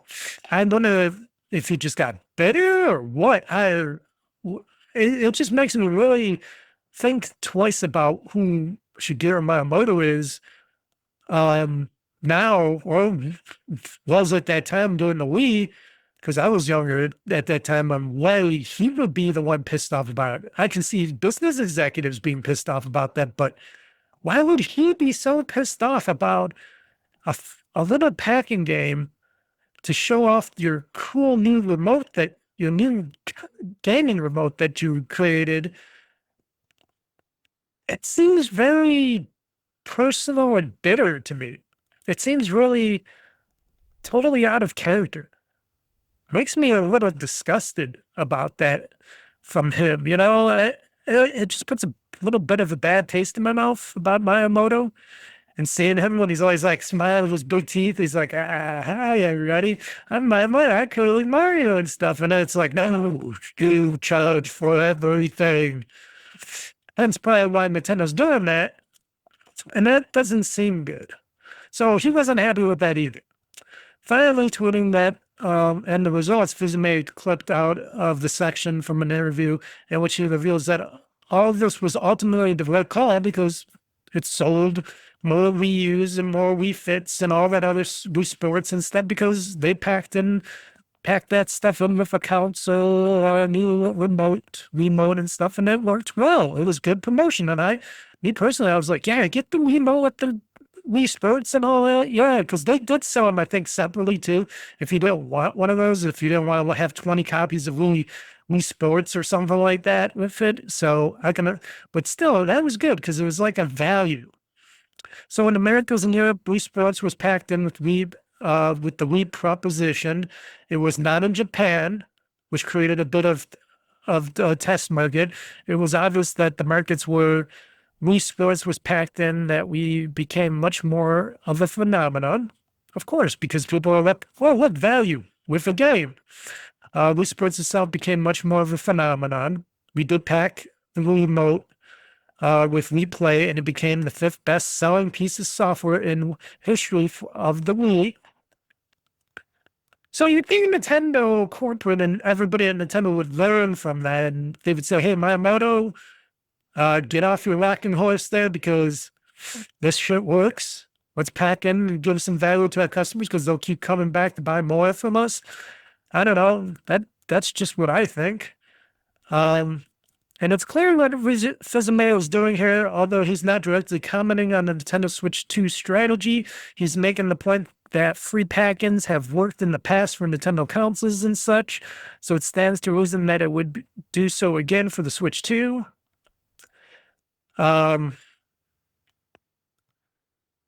Let's see here. And then people on Twitter and social media were going out to say, as they read what Reggie was saying and talking about, they were saying, yeah, we know what you're talking about. We know you would have packed in the welcome tour, said these Twitter and commenters out there, because Reggie would have thought to pack in the welcome tour as a free pack-in. And it seems like that because Fizime isn't running Nintendo of America and it's Doug Bowser, and then you got more of the Japanese side of Nintendo over there just saying, nah, we want to just try to squeeze everything out as possible. Because for the Switch 1, they didn't have any pack-ins, any packing games either, right? We didn't get anything with that. You had to buy the game. It would have been nice if they did that because it's cool because other like Microsoft and Sony in the beginning used to pack in a game with their consoles too as well, or game codes or something. Sometimes you get these packing stuff, and that seems like it brings more value to that console because it's like, oh, you got a game with this console already. You don't have to buy another game right away, and that always made me feel like, oh, that's a good thing. But unfortunately, Nintendo doesn't feel that way, and so I guess Shigeru Miyamoto definitely doesn't feel that way. And I hope nobody buys that welcome tour. Unfortunately, everybody will. It'll just prove that everybody in the world is weak on that stuff, but nobody should buy that. I'm not gonna buy it. When I eventually get a Switch 2 down the road, I'm not buying that. If it ever became free or something, I'll get it, but I will never buy the welcome tour, just out of principle, just saying, fuck you, Nintendo, for not trying to pack this in with your Switch 2s, because you guys are being just nickel and dime extra greedy as a company. Instead of going, okay, guys, we want you to buy these Switch 2s, we want you to have fun and stuff. We're already charging you $80 for Mario Kart World, even though that's bullshit too, but here's this as a good little gesture from us. Here's a little fun pack-in for you guys that you can play and enjoy and see what the Switch 2 is all about and stuff, because we as a company feel like your business means everything to us. This just says, nah, we're just gonna try to print as much money out for ourselves as possible. And that seems soulless for a company like that. And and Nintendo has become more and more the soulless company out there, just like a Disney, just like everybody else out there. And I gotta say that Microsoft has been the soulless company, but Xbox is, at least on the Xbox division, they've been trying to bring the value. That's why I don't care about them being last in everything in the video game industry, because at least they're trying stuff, and then as they're trying stuff, they're bringing value to me as a gamer with all the games and the class buy everywhere, play anywhere and everywhere stuff, and Game Pass and all that other stuff that they're doing, all the gimmicks that they're doing. I like that stuff. I like when Microsoft has amazing sales and stuff, because they're in last. They're behind everybody else, even though they got the biggest publishing company now. They're last, but they try the hardest, and they'll give me the value I like and love, and I'll stick with them no matter how bad that company gets. And you know, that's what keeps loyalty with me. That I get to save, I get to buy more, and I get to enjoy more from those companies. You know, and Sony, they've been doing the high-end game for a while now, and look where it's going to them. How many games have you been getting for brand new games have you been getting for your PS5s? That is not a third party, people. Coming from Sony directly. You're going to be getting more Microsoft titles coming to your console than a Sony. And that's, I think, funny and sad at the same time, because it's like, well, now Indiana Jones is coming to PS5. Maybe you'll get Starfield over there. They should just put Starfield on there. You're going to get a bunch of other games on PS5, but where's all the PlayStation games from Sony? Where's all the first parties? I can play my first-party games also on a PC if I just buy them on Steam, which I did with Ratchet and Clank. I did it with Horizon. What is it called? I always forget the name of it. The Horizon game with the lady. What else did I buy? That was a Sony. Oh, Spider-Man's. I bought a couple Spider-Man games from them. Didn't buy the second one. I bought Spider-Man and Spider-Man Miles Morales. So I got a couple Spider-Man games from them. So I bought a lot of Sony PlayStation first-party games. They're just on Steam. They're on a PC. I'm not buying a console. I'm not buying their console for that shit. I'm going to play it on my PC eventually. So, yeah, but Nintendo, they're just the Apple of the video game market. That's what they're doing. Shareholder prices. Just keep cranking out the stuff. People will buy, people will play. I'm picky and choosy. Like, I bought a ton of software and shit from them for the Switch. I have a big library of Switch games that I got to get through and play from them. Switch 2? Who knows? Who knows? I don't know. Because it's going to be a while before I buy a Switch 2, because like I said, it's just, I want the OLED version. If there is even going to be an OLED version, we don't even know. Because I hear OLEDs have a harder time having the better brightness, and can they do the hertz and stuff, and the 4K HDR and stuff like that. You would think they could, but I don't know. I think there's more cost, and they got to do other things to get them to work right. And plus, I'm sure Nintendo will try to do that because they would want that extra income. And then, like I said, why buy the first thing out there now? Because I don't really need it. And second, I'm not going to buy a Switch 2 right away out of the gate because, like I said, I got the new ROG Ally, the Xbox ROG Ally supposedly coming, hopefully sooner than later. So we'll find out in June during the Microsoft showcase, because that's where I would definitely think that would be shown. I will definitely probably be buying one of those. So there goes $1,000+ right there, because whatever the unit's going to cost, I'm going to add storage to that, definitely. Or if they have multiple units and they have one that has more RAM in there for stuff, I will buy the higher end version of it, and I will buy the best version of that. And if I'm able to pop in an M.2 drive, I'm probably trying to get the biggest, most expensive M.2 drive for it. So, folks, that's where I'm putting my gaming bank for. And then I can have Game Pass on there. Maybe, I don't know. I would love to be able to play like Xbox games on that as well, if they can get that to work on that, that'd be pretty damn cool. I would be like, you will see my Mr. Mike Xbox PC mouth just drop like this, like, this will actually come off my face. I'll be like, oh shit, my face fell off. If I seen something like that, I'd be like, whoa, my eyes would be bulging out like Beetlejuice going, whoa, they did that. Oh, that'd be a game changer. Not that I think that it will happen that way, but a man could dream. A man could dream. So I'm just going to tie about this very quickly. It's not a surprise that this is happening, and it's always going to be a thing that's going to happen unless and people shouldn't buy any of these things because people would be stupid enough to do it. And it's funny that other people are trying to fight for Nintendo, these Nintendo fanboys out there, because it's just like, well, Nintendo can do it themselves. And if anybody's going to buy one of these Nintendo Switch 2s that are kind of not supposed to be up for pre-orders yet on eBay from these third-party sellers that can't guarantee shipments, that seems like a thing that people are stupid enough to do. It is their own faults. So apparently a bunch of people everywhere putting eBay listings for Switch 2 pre-orders. Get your Switch 2 here for more money. I guess some are going for like $500 to $900 here on eBay and stuff. Buy it now, list prices and stuff.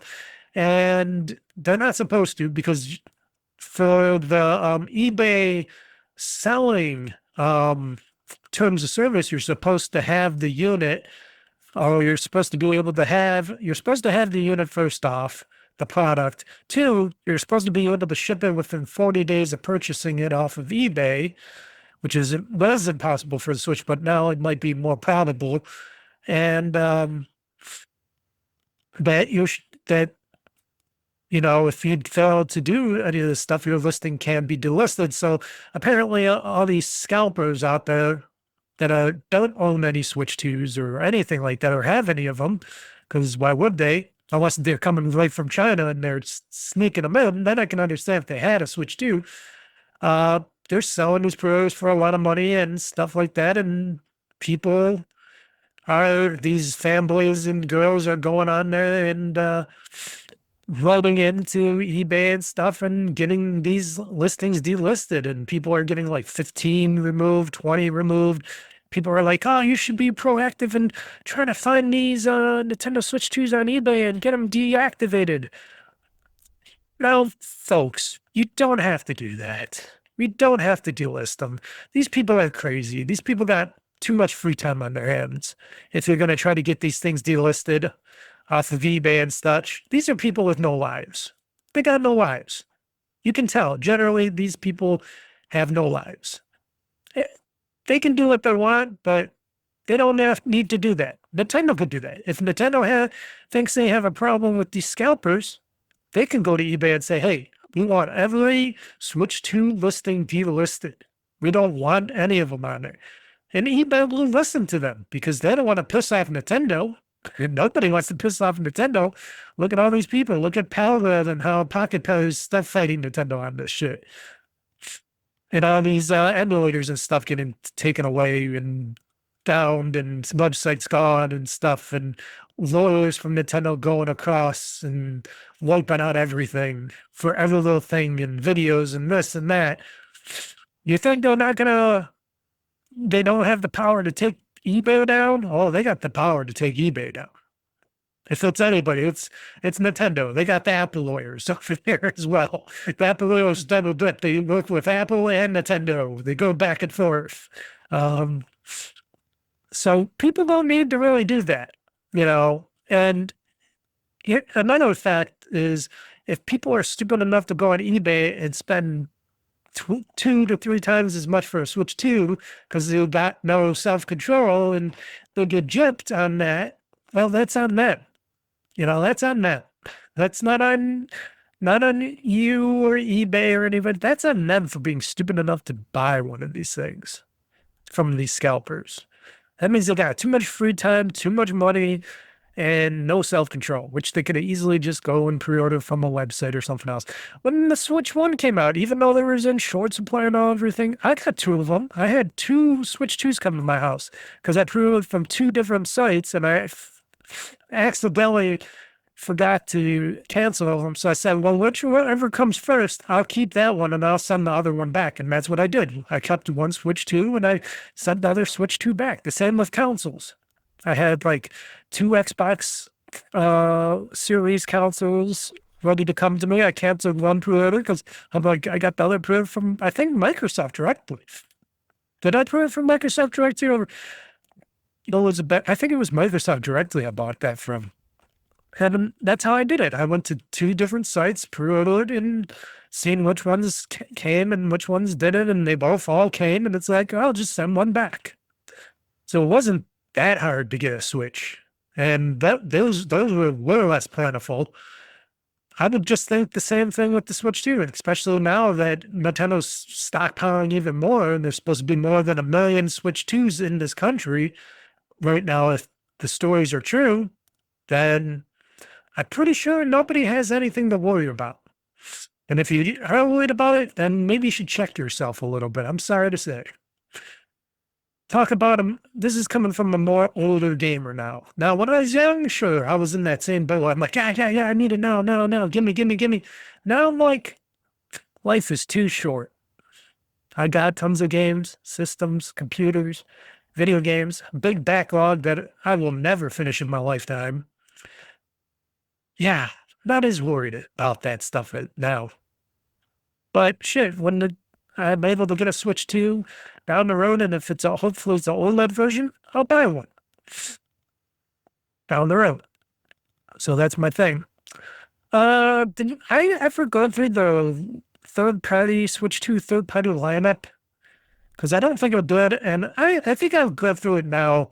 Let you guys know what you're going to get, because mostly it's going to be third-party games coming out right away. They don't have too many first-party games, which everybody's in shock of. I'm kind of in shock of, because they had all this extra years and time to make all those games. A lot of people, including me, believe that Nintendo might have another special Nintendo Direct down the road, like in, I don't know, September or something, maybe a little like August, September or something, and they're going to announce like a Mario Paper game for the fall or winter time. That is the guess. That is the guess that they think there'll be more Nintendo first-party games coming out and being announced, that they don't want to clog up the system. They want the third parties to get in and maybe have some more sales to those people so they can trick them into coming into this Switch 2 ecosystem to sell more games into the Switch 2 ecosystem. So they're doing it that way. So they brought out Mario Kart World as the launch game.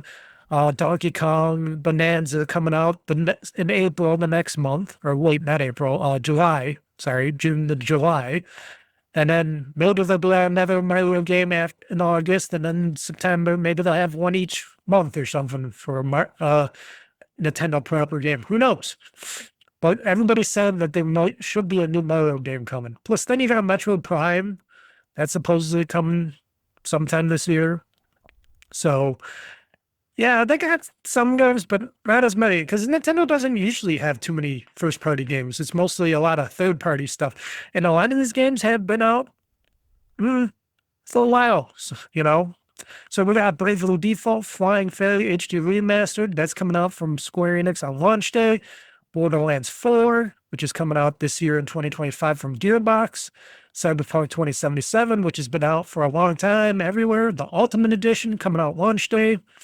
Daemon Ex Machina, Titanic, Cyan, from Marvelous First Studio, September 5th of this year.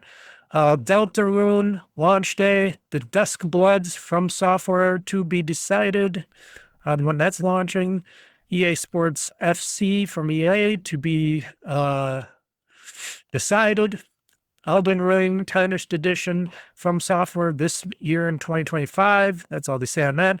Enter the Dungeon Dodge Roll from Dodge Roll is to be decided. Hades 2 from Supergiant 2025. And didn't they say also Hades 2 would be an exclusive to the Switch 2? Was it Hades 2? I forgot if that was the game.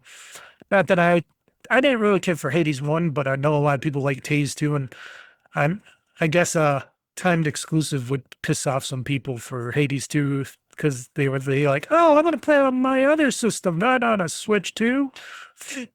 Hogwarts Legacy, Avalanche Software to be decided. Hitman World of Assassination Signature Edition from IO Interactive. That's coming out launch day. Hyrule Warriors, Age of Imprisonment from Koei Tecmo, AAA Game Studio, late 2025.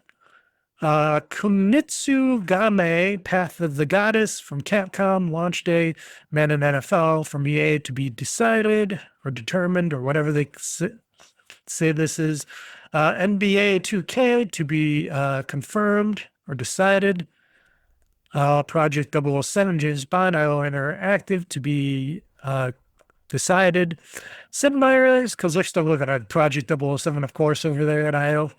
Sid Meier's Civilization 7 from Fair Access. That's launch day. Story of Seasons Grand Bazaar, Marvelous, August 27, 2025. Street Fighter 6 from Capcom, launch day. Split Fiction from Hazelight, launch day. Star Seeker Astroneer Expeditions from System Era Softworks, 2026, so that's next year. Survival Kids from Konami, launch day. Reanimal Tarsier Studio to be confirmed. Rune Factory, Guardians of Azuma from Marvelous, launch day. Tony Hawk's Pro Skater 3 and 4 from Iron Galaxy this summer of 2025.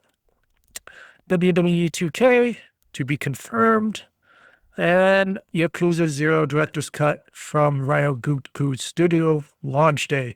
And a lot of these, most of these are games that have been out for a while. And been out before, and then some of them are new, of course, but yeah, there you go. That's going to be your main launch lineup stuff here, games lineup, at least so far. And there's going to be more to be announced because Microsoft has not announced any other games yet for the Switch 2, but I'm sure they might at their showcase, because why not? That'd be the perfect place for them to do it. Because if they didn't do it on the Nintendo Direct really, except for Tony Hawk's Pro Skater 3 and 4, I'm pretty sure they're going to do all the rest of the games at their showcase. That'd be the smart thing to do. There was also some Nintendo Switch game sizes revealed from mainly the first party, which, of course, the Switch 2 only features a 256 gigabyte internal storage, which is up from the 64 gigabytes on the Switch OLED model and the 32 on the original Switch, which I have. So my Switch only had 32 gigs available. The Switch OLED model had 64 gigs. The Switch 2 has 256 gigabytes of internal storage. I think Nintendo should have bought the bullet and put in a 512 gigabyte internal storage, and maybe had a second unit where they could buy a terabyte of storage. But you know, they're like, oh, you could just buy those micro SD express cards. Okay, whatever. Nintendo. I know you want to keep costs down, but shit, come on. So Nintendo Switch game storage sizes. So Mario Kart World is 23.4 gigabytes. So that's pretty big. Donkey Kong Bonanza is 10 gigabytes. Nintendo Classics GameCube app is 3.5 gigabytes. So you got to download the app. It's going to have big games on that app. But this is going to be interesting on how these Nintendo Classics for the GameCube and such are going to work, because apparently all those games, especially from other Nintendo systems and Sega and all that, they're older, are smaller because they're smaller game sizes and stuff, so they're all on that Nintendo Online app. So when they put on the GameCube app, I guess those games are going to be on your Switch as well.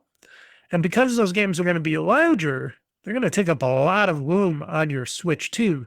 So to me, it makes me wonder, why doesn't Nintendo just have the apps as the Nintendo Classics app is like a thing that is in the cloud, and then when you go into the app and you want to play a game, you can download that game and you can decide to keep it to your system or to loot off your system when you're done playing it, but it's registered to that app. I don't know why they just have all the games on your system at once and have that on your system, because that seems like a bad way to, do a service like that. Just have all the content on your device, but you won't be able to play it or anything until you purchase this stuff. And it's like, I don't know.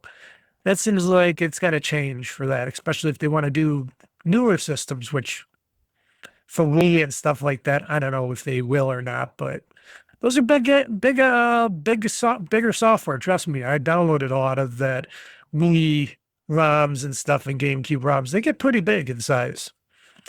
But the GameCube app is 3.5 gigabytes. Super Mario Party Jamboree Nintendo Switch 2 edition plus Jamboree TV is only 7.7 gigabytes.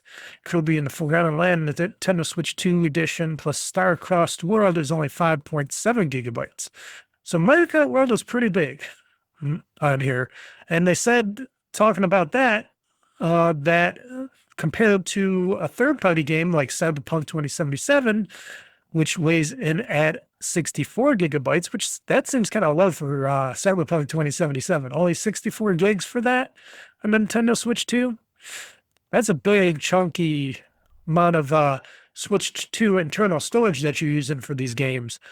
Also, it is noted, because a lot of those games that we were talking about before for the launch games, a lot of them would be those digital-only carts where when you put in the cartridge, you got to download the whole game too. So there's no game on the cartridge for a lot of those launch games. So a lot of that stuff you're going to be downloading directly.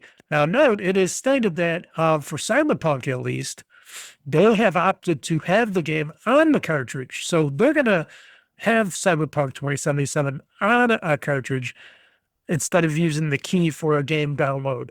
So, because Nintendo recently stated that several new Switch 2 game carts won't always carry an actual game on the cartridge, that it'll only instead contain a key for the game to download. But, like I said, people at Cyberpunk 2077 said, hey, we're going to have this game on the cartridge, so they're doing good. They're doing good for that. For context, one of the biggest games on the original Switch was Legend of Zelda Tears of the Kingdom. It was around 16 gigabytes in size. So, yes, you want to go 4K, you want to get these games looking good and playing better, they're going to be more costly, or more costly in space, too. So, yeah, Nintendo's got something there. Nintendo's got some big stuff going there. So, a lot of stuff going on with that in Nintendo.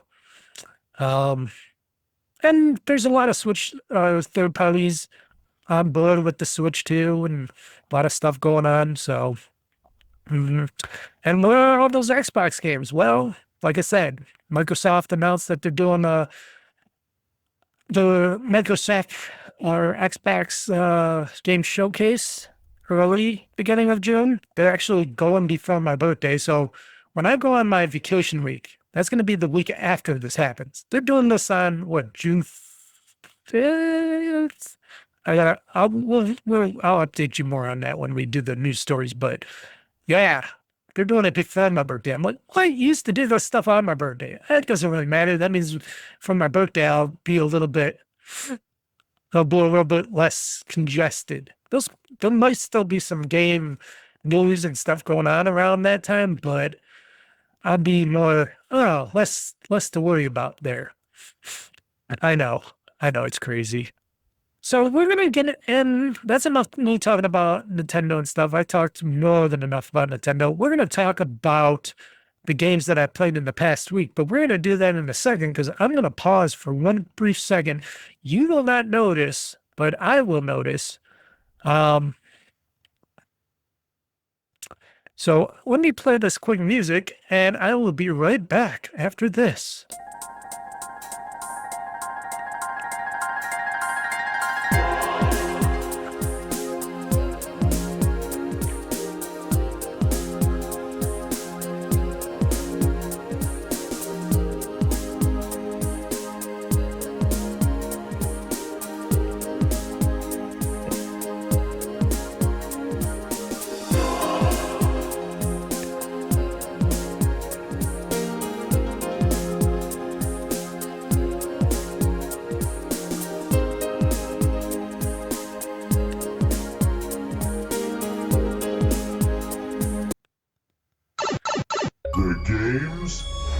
been played in the past week. Well, rather than Looney here, should I go this? Nintendo. Family computer. Yeah, as we continue on this going to be extra long podcast today. Which so far it's not, but it will, because it's still got a lot to talk about. But yeah, these are the games, folks. I decided to, I like to switch things up a little bit. Get it? Switch things up. Very bad old man joke. I want to switch things up a bit. Sorry. A bit and just get all that switch to Nintendo tariff and other stuff out of my mouth while my brain was still semi-working on that stuff. And then I wanted to get into talking about video games, especially video games that I've played in the past weeks, which has been unrelated, but I've been playing more of these titles. So I've been playing a lot of Avowed. Avowed has been very fun, remarkable, and that's been the new game that I started streaming, which I will be streaming also this upcoming Friday. It was a fun game. It is something, that it's Skyrim-esque, but in its own unique formula, and I feel like a very big badass, as my female badass goddess character is like, and the story's going into some unique directions that I'm very, very much interested in. I'm wondering how I'm going to get to this tree, this forest, to save the so-called goddess that is being captivated there. And everybody seems like they don't want me to get there. And then those other people that want to get there to destroy everything, and I'm trying to save everything. And the Inquisitor, this badass Ghost Rider type woman, wants to be destroying everything, and I got to destroy her probably eventually because she's just causing nothing but trouble. And got into a new land, and I think there's one more piece or one more land to get to, and I don't know how much more of this game is left, but it seems like I'm getting pretty far into it. I know I'm having a ball playing it, but I'm getting pretty far into it. It's been pretty fun game. So after, like I said, I just beat Like a Dragon Yakuza part, or Like a Dragon part Yakuza in Hawaii. The week before that, I said, hey, I'm going to start streaming and playing more Avowed, get into that more. And that's what I've been doing. I've been playing on the PC and the ROG Ally. More so now, I'm going to play it more on the PC because it's going to be my weekly streaming game where I go around just doing a bunch of stuff. And the game is phenomenal. And I don't really hear too many. I hear a little bit more here and there. I hear people say, oh, I got to get back into Avowed because it's pretty good. But I don't ever hear too many people say they played it, beat it, and talk really much about it. But it is really good. It's a really fun game, and me being all swords, me Mrs. Scissorhands, I'm like Mrs. Edward Scissorhands here in Avowed.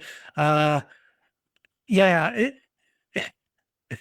wow, it just me and my belt, all my stuff is upgraded pretty much, except for my armor. Armor needs to be more upgraded. I haven't upgraded any of my armor. I've been upgrading in all my my books and my book, my spell book, and my my weapons, which they're all almost at max upgrades. Like there's I need a lot of stuff to upgrade them to their max, but I'm almost at full capacity of what I can upgrade my long sword, my regular sword, my book.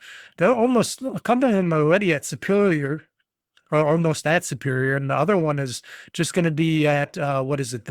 What is it? What's before superior? Like fine, I guess.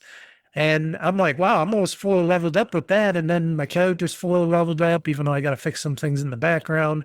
My third-party characters, my teammates, they got some good superpowers. They're pretty badass.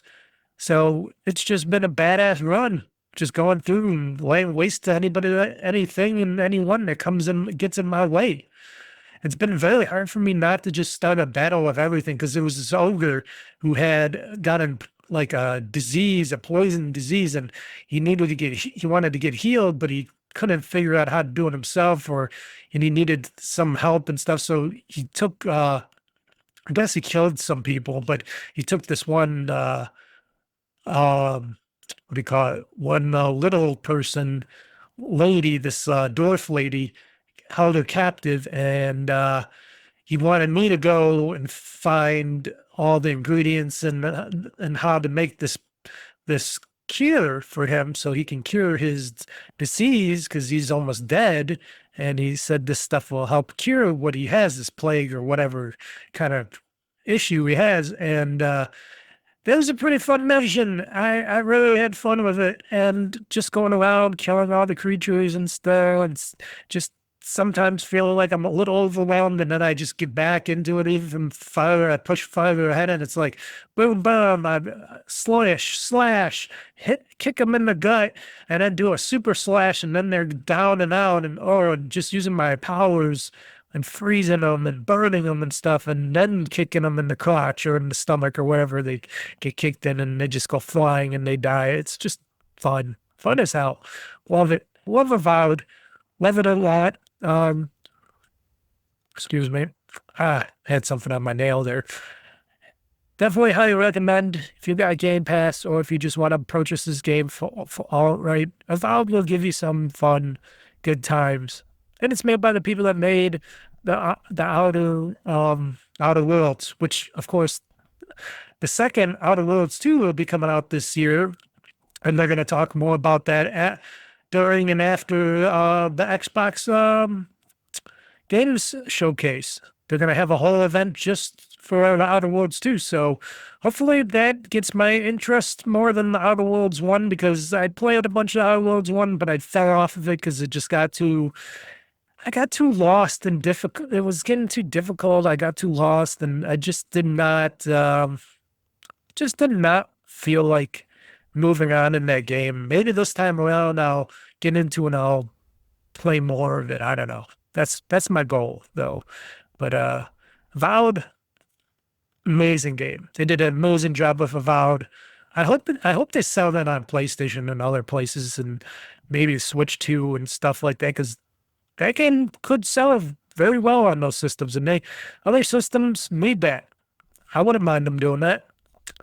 Of course, been playing some Vampires and Values on and off on my Xbox, trying to get whatever I'm trying to get, unlock whatever I'm trying to unlock. That's a game that I go on and off at times. I tried out this game. I hear it is a very big microtransaction bullshit game, but I've been playing this on my Xbox Series X because it was free on Game Pass. Asphalt Legends Unite.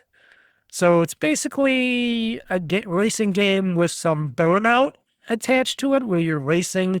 You can do these cool spins with your car and stuff. You can spin around, and then you get more boost and stuff, and you can boost. You can hit other people's cars, and then they go flying and crashing, and it's like crash mode. It's like a burnout, what is it, revenge mode or something like that in the game. And I'm like, okay, this is pretty fun. But what they do, and what they don't tell you that they do until you find out later, when you progress throughout this game, like the story mode or something of Asphalt Legends Unite, not only are they around the way trying to sell you every microtransaction ever, buy blueprints, buy this, buy that, and they keep just bombarding you with tons and tons of bullshit advertisement for just buy, pay money for this stuff.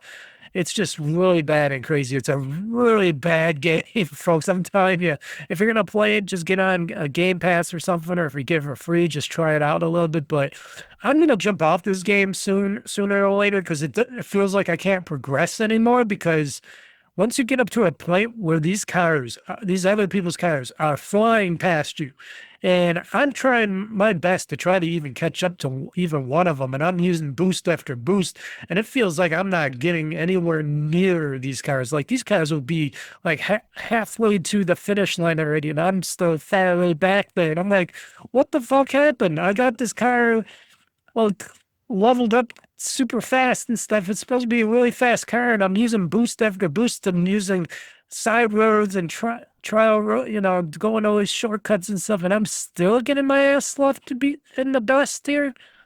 I'm like, oh, hell no. Oh, hell no.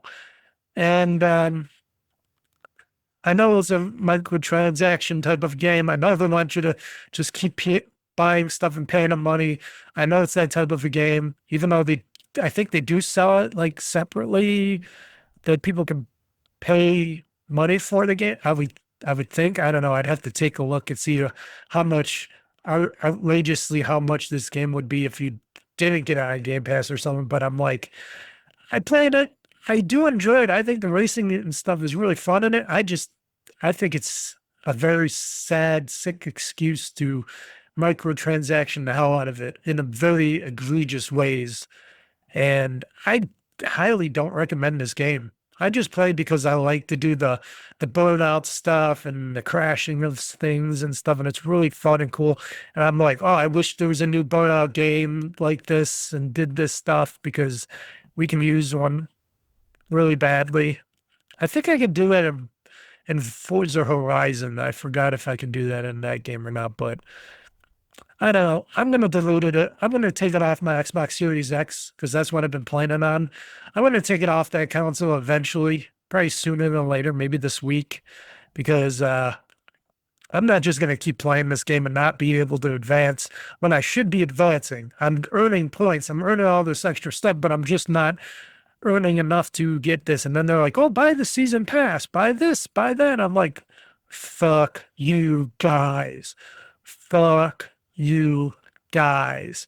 I'm not buying your fucking shit. No. Fuck you guys. So that's what I gotta say about that. Asphalt Legends, unite. Do not buy. And it's been a long line of Asphalt games. I seen them in the early days of when I was on my Windows PC in the Windows Store, and they were trying to sell that game, and people have been talking about how long this series has been going on, because stupid people like to pay money to play it, I guess. I'm not one of those people.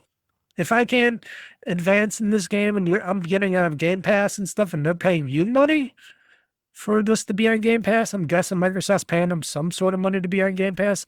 Not worth it. Nope, you can try it out, but delete it right after. Don't pay anything for it. Highly not recommend Asphalt or any of the Asphalt games. They play well. They're just asinine on their microtransaction bullshit. And then this final game, this new game that just came out not too long ago, and I did a first gameplay of that everybody should watch if you don't have the game or you're interested in this game. It's called South of Midnight. Just came out from Completion Studios, which is a Microsoft Studios studio, or Xbox studio. And I've been playing this game on my PC and on my ROG Ally. It is it utilizes a lot of resources. It looks beautiful. It plays amazingly. And I forgot to do my thing, which I should have did, but I'm stupid. Shit, Mr. Mike. Hold on one second, folks. Okay, I'm back. So I wanted to make sure that I got the whole list of things that I wanted to talk about. So South of Midnight is this year's action-adventure game developed by, like I said, Compulsion Games. If you know Compulsion Games, they're the ones that made the We Happy Few. I trolled that game a little bit, the We Happy Few game. I did not like it too much. No. But playing this game, they did a really good job with this game. And I think they did. I think they really did themselves really good with this game. Published by Xbox Game Studios, because of course Xbox Game Studios owns it. This game is set in a fictionalized American Deep South kind of a release. It's a third-person action-adventure game. The game features an art style based on stop motion animation, which they're dumbed down, folks, because a lot of people, when you were watching this game and any of those Xbox Directs and stuff like that, or Xbox showcases, the stop motion animation was like really getting to some people out there, I guess. It wasn't getting to me. I thought it was an interesting art thing, but it was getting to a lot of people out there, and they've dumbed that down a lot, at least to me. At least in what I'm watching and I'm playing, it seems like that stuff has been dumbed down a lot. And this game, the video of the stop motion video has been a lot better. Like it's still, you can still see a little bit of jerkiness here and there and some stuff, but they've really dumbed that stuff down because I guess people didn't like it at all. I don't know. I thought it was pretty good. Let's see here, which was also helped animated with the help of Clyde Henry Productions. Maquettes of clay stop motion figures were used to create the unique art style. So they actually used like clay animation for this. That's pretty cool. Like the big fish, the big what's his name? I'm trying to think of his name here. Catfish. His name is Catfish. That's all his name is Catfish. So you're still got a role of Hazel, which is your main character, your main Deep South character, which she's just going to college, or she's supposed to be just setting out to go to college. Like she's just early college girl. She lives with her mother in a small, very Deep South house, you know, one of those bayou houses. They're on the bayous, basically, somewhere around there. She learns an ancient weaving power to explore the Deep South mythos and confront mysterious creatures. The gameplay is centered around Hazel's ability to use her weaving powers for combat, traversal, and solving puzzles, which are not that difficult. Very fun. The game emulates stop-motion animation for its cutscenes, which, like I said, they dumbed down. The game has a dark, modern folktale driven by character development, lyrical music, inspirational or inspired by the American South, and a narrative that divulges into the Southern folklore, which they do an amazing job of. I felt like I'm at the bayou the whole time in the game, and I just been like, "Whoa, this is awesome." It's got a little bit of gothicness to it, gothic fantasy to it as well. So basically, she's learning all this stuff, learning her powers and stuff. Encounters a whole bunch of mythical creatures and really weird situations. It gets really weird and dark sometimes. And before all that happened, she was just in her house and in her so-called stilted house, we should say, by the Bayou River and stuff like that. And her mom she's like a volunteer or someplace or whatnot, helping people out, and then like a mental place or whatever. And she comes home late, and there's a storm coming, and there's flash flood warnings and stuff, and the water's really high and stuff in that scenario. And her daughter, Hazel, is like, "Oh, have you been, Mom? There's evacuations and stuff. We got to get all our stuff out of this house before the floods get even worse." And, you go around the town after you get into a hurricane for Mom, like usually daughters and mothers and sons and mothers do and stuff. Family does that, especially in times of that. Things are said and done and all that. And then you're, as Hazel, going around town talking to other people.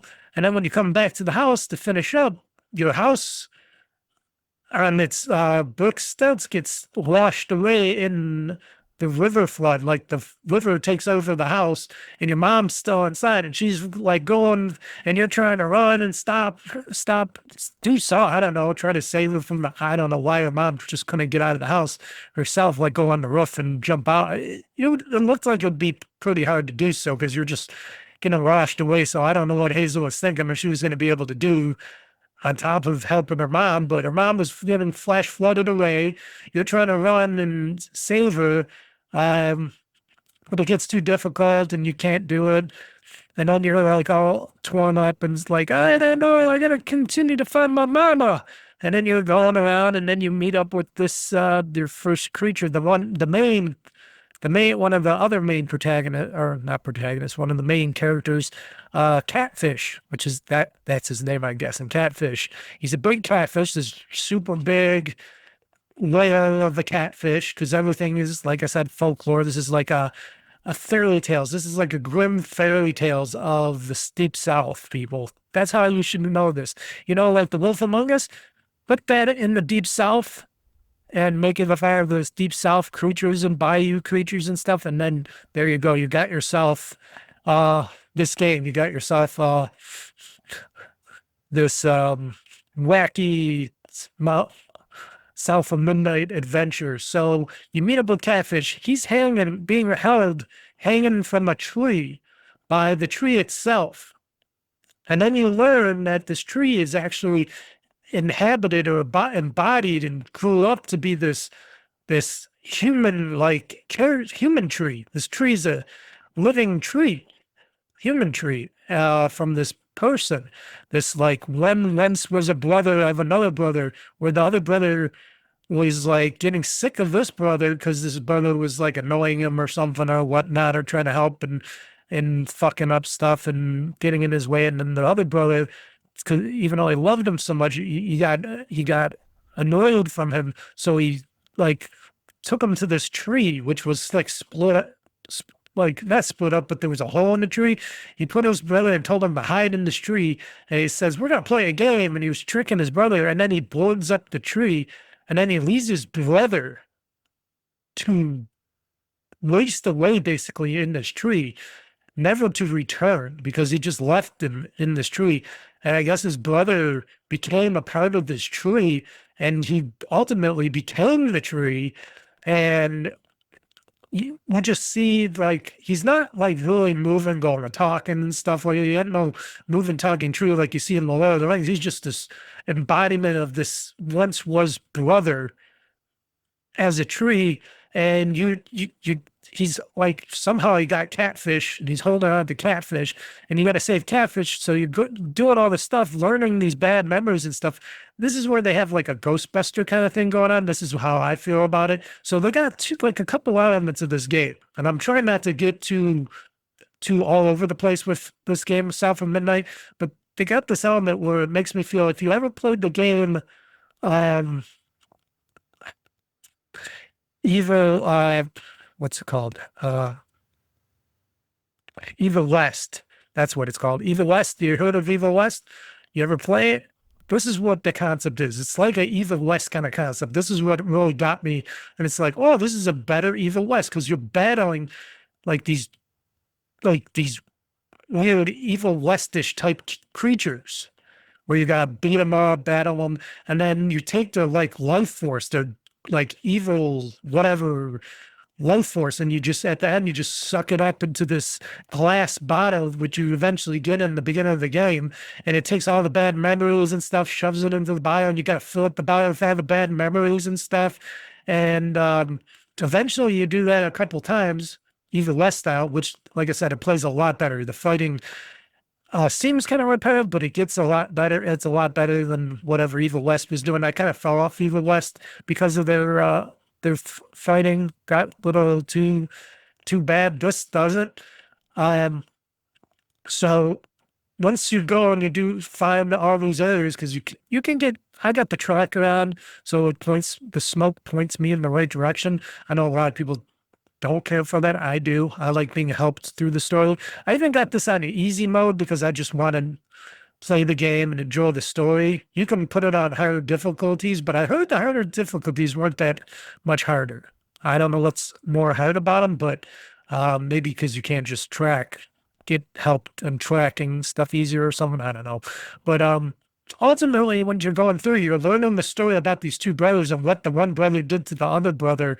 And you ultimately found out that the one old guy that you got the bottle from was the older brother, was that other brother. And you're like, oh, and you know all these bad memories of this past. You learn all these bad memories. You get to see these bad memories, and you're like, oh my God, he did this to you. He turned you into this tree, basically.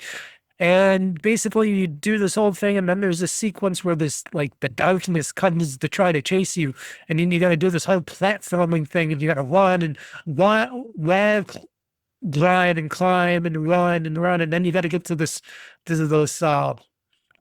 like memories tree or something. I don't know what it is. It's like something from Avatar or something, from the movies Avatar, not Avatar: The Last Airbender, but the Avatar movies with the blue people.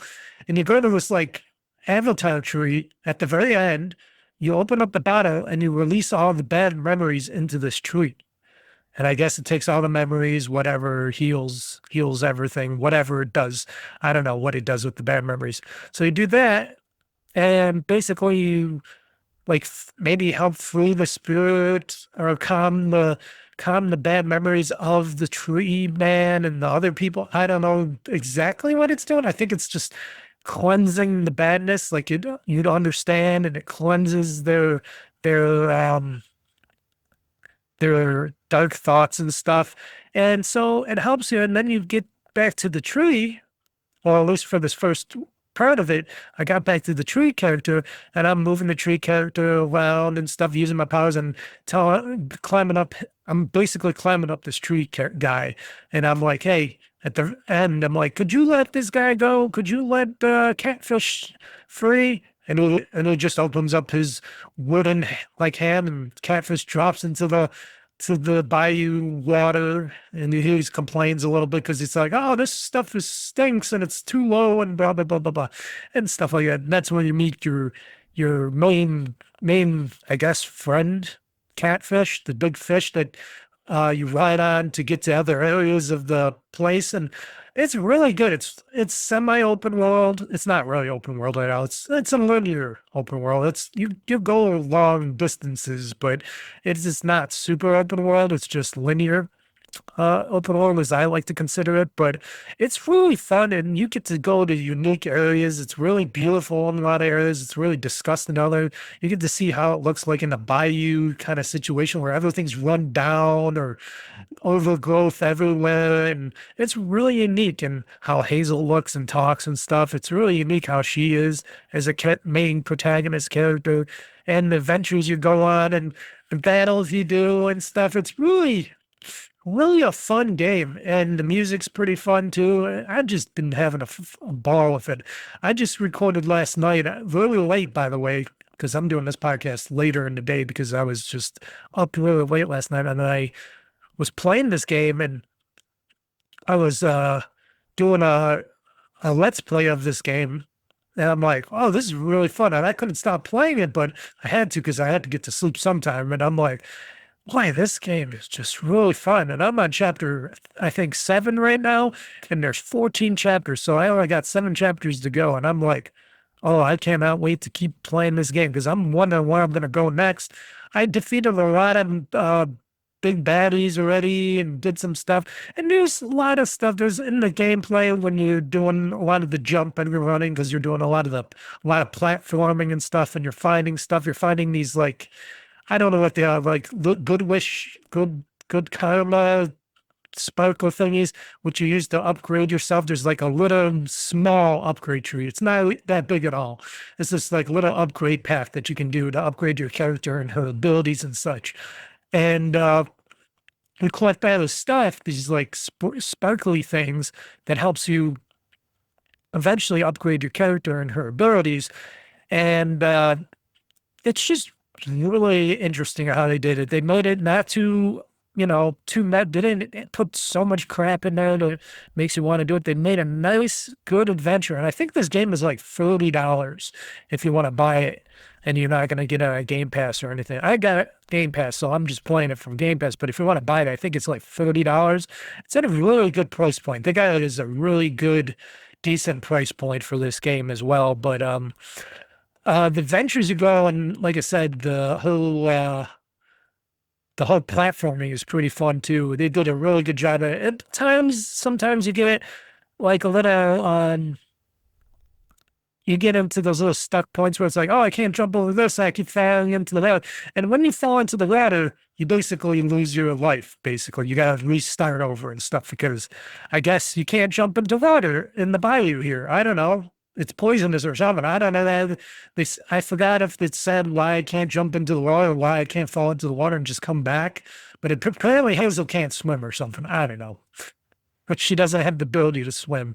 But you can just jump and fly and glide. You got this little thing where you double jump and you can glide the rest of the way to your point and stuff. It's really fun.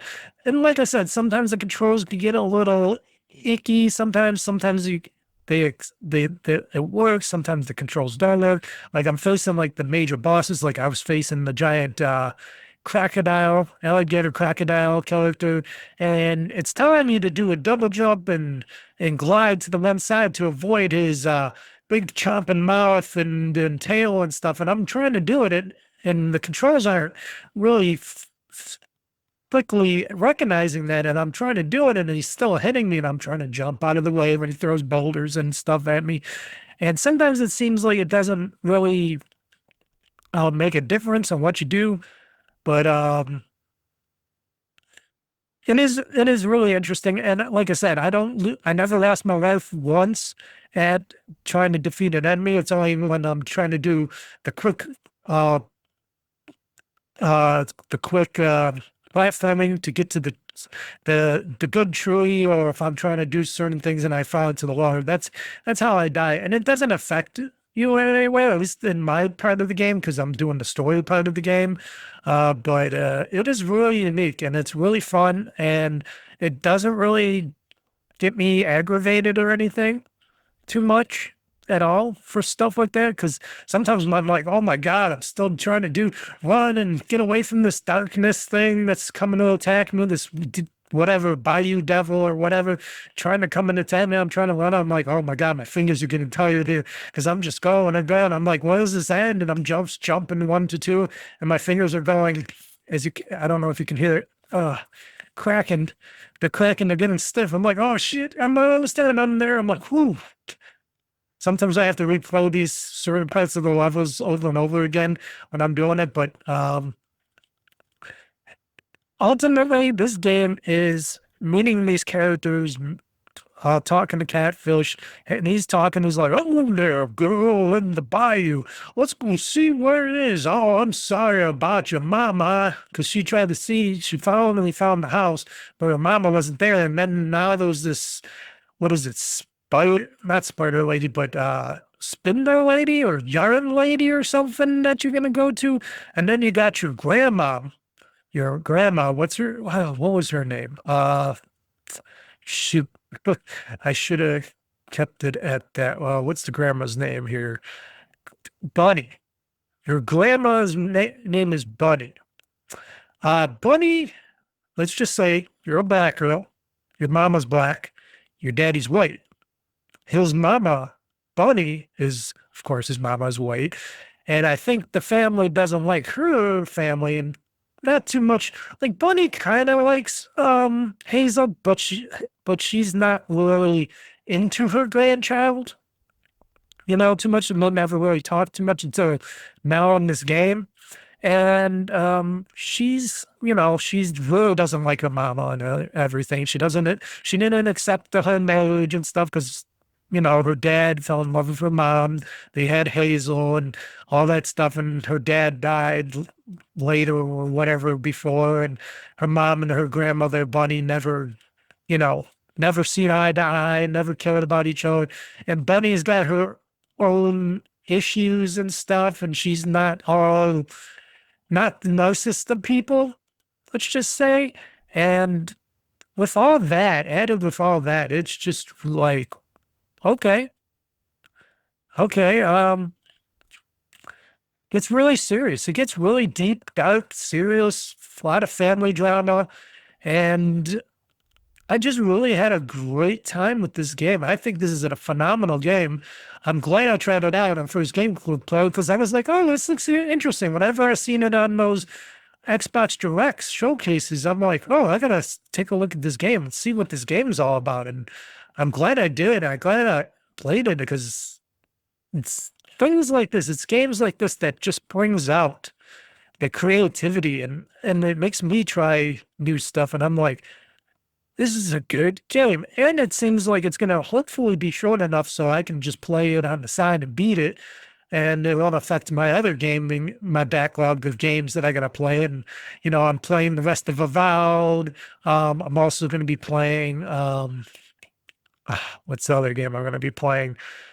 Shoot, I can't even think about it. There's another game here. Let me check my list here. games that I got here. South of Midnight, like I said, Avowed. Expedition 33 is going to be coming eventually. Ninja Gaiden 2 Black, I got to continue to play because I want to play and beat that. Maybe somewhat. I don't know if I'm going to go back to Call of Duty. I haven't been playing Call of Duty for a while. I might try to go back to it, but otherwise I might go back to Indiana Jones and The Great Circle. That's another game I want to get back into.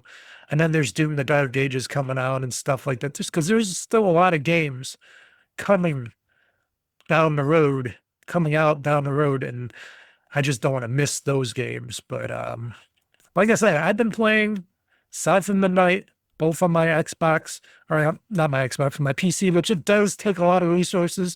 If you have that all in max, you can hear your fans go, like at the beginning of it, when I was doing my test, I'm like, okay, let's see how this all looks and runs on my thing before I do my first gameplay. And it was like taxing the system so much that I was getting like thousands and thousands of drop frames at the beginning of the game on OBS, and I'm like, oh my god, I'm thinking this game is not optimized or it's broken or something else, and I'm looking for it to do a shadow check thing and optimization thing, and then when it was said and done, I went into the game, it worked perfectly fine, and everything was good. I wasn't dropping any frames or anything, and every quad's really good. And I got all the settings on high or ultimate or ultra or whatever they are. Full ray tracing is on. Shadows are that. The only thing I took off was blur, of course, because I don't want blur or film grain or anything like that. So, and that looks beautiful on my PC, on this PC rig. It looks so gorgeous. And it runs so good. And then I tried it. I said, I'm going to try it on my ROG Ally. I even told people, I'm going to try this on my ROG Ally and see if this game can run decently on my ROG Ally. And of course, loaded it up, downloaded it, loaded it up on the ROG Ally. Sure, it took a little bit. It was, even on the ROG Ally, it was like, it went black for a little bit. It took a little while to update the shaders and stuff. And then once it started up, it ran perfectly fine. Now, no, everything went to low on the ROG Ally, but, you know, after that, it runs pretty damn good. It looks pretty damn good still on the ROG Ally. So, and remember, I got the original ROG Ally. I got the original ROG Ally X1 Extreme Edition, not the crappy ROG Ally Edition, the other one, but the X1 Extreme Edition ROG Ally. I don't got the ROG Ally X or anything, and it runs damn well. It runs great, and that thing only has 16 gigs of RAM or something in there or whatnot, so it runs pretty darn good. Now imagine if I had a new ROG Ally that has more memory and stuff in it.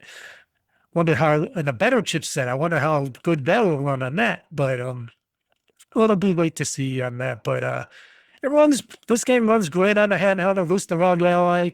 I made sure to update everything on the ROG Ally. Make sure you update your chipsets and graphics and all that stuff, folks, because you never know what needs to be updated to get things to run properly. Because sometimes it's just a little bit of a driver or graphics kind of needs updating or something, or maybe your BIOS needs an update or something, like on a ROG Ally or something, or one of those other handhelds, and you'd be surprised on how much better a game will run after you optimize your system for that stuff. Trust me, it does a lot of wonders. And note, that's something that you got to do on your own, because it's not like you got an Xbox where it does that behind the scenes for you, and it says, hey, we got to update the console, just hit update. Sometimes you got to seek that stuff out. And that's the difference between a PC and a console, because the console does mostly everything for you behind the scenes, and I might ask you, oh, we're going to update this console or something, but otherwise, a PC, mostly you got to do that, find that stuff for yourself. And but once it does, it runs battery smooth. And I've been having fun playing it on my ROG Ally. It's a great, like I said, having a gaming handheld is really good. So that's it. That's all the games that I have played in the past week. Got some good news here. I'm just going to whip through these things because my throat is getting dry as hell. I can drink some tea here. Hold on. I'm getting hungry too. Getting late. Where we at? We're at 2:45. So, okay. Usually I'm at 3 hours for podcasts, usually. But I got so much stuff to talk about. So I'm going to try to get through these game news stories here. We'll talk about some of them. Maybe all of them. We'll see. Because there's so much stuff. It's mostly a lot of, let's see here. We'll go through. Let's see here. What don't I want to talk about? And then I just had a news story that just dropped today. Let's just go down the line here and see. So we got our game news here, so might as well push this button. Ready for the fight, Game Talk Newz, gonna set the stage alight. Dropping bombs on the gaming industry track. Hear the thunder, feel the Game Talk Newz, gonna settle the score. From E3 to PAX, they got it all. The highs and lows, ready to brawl.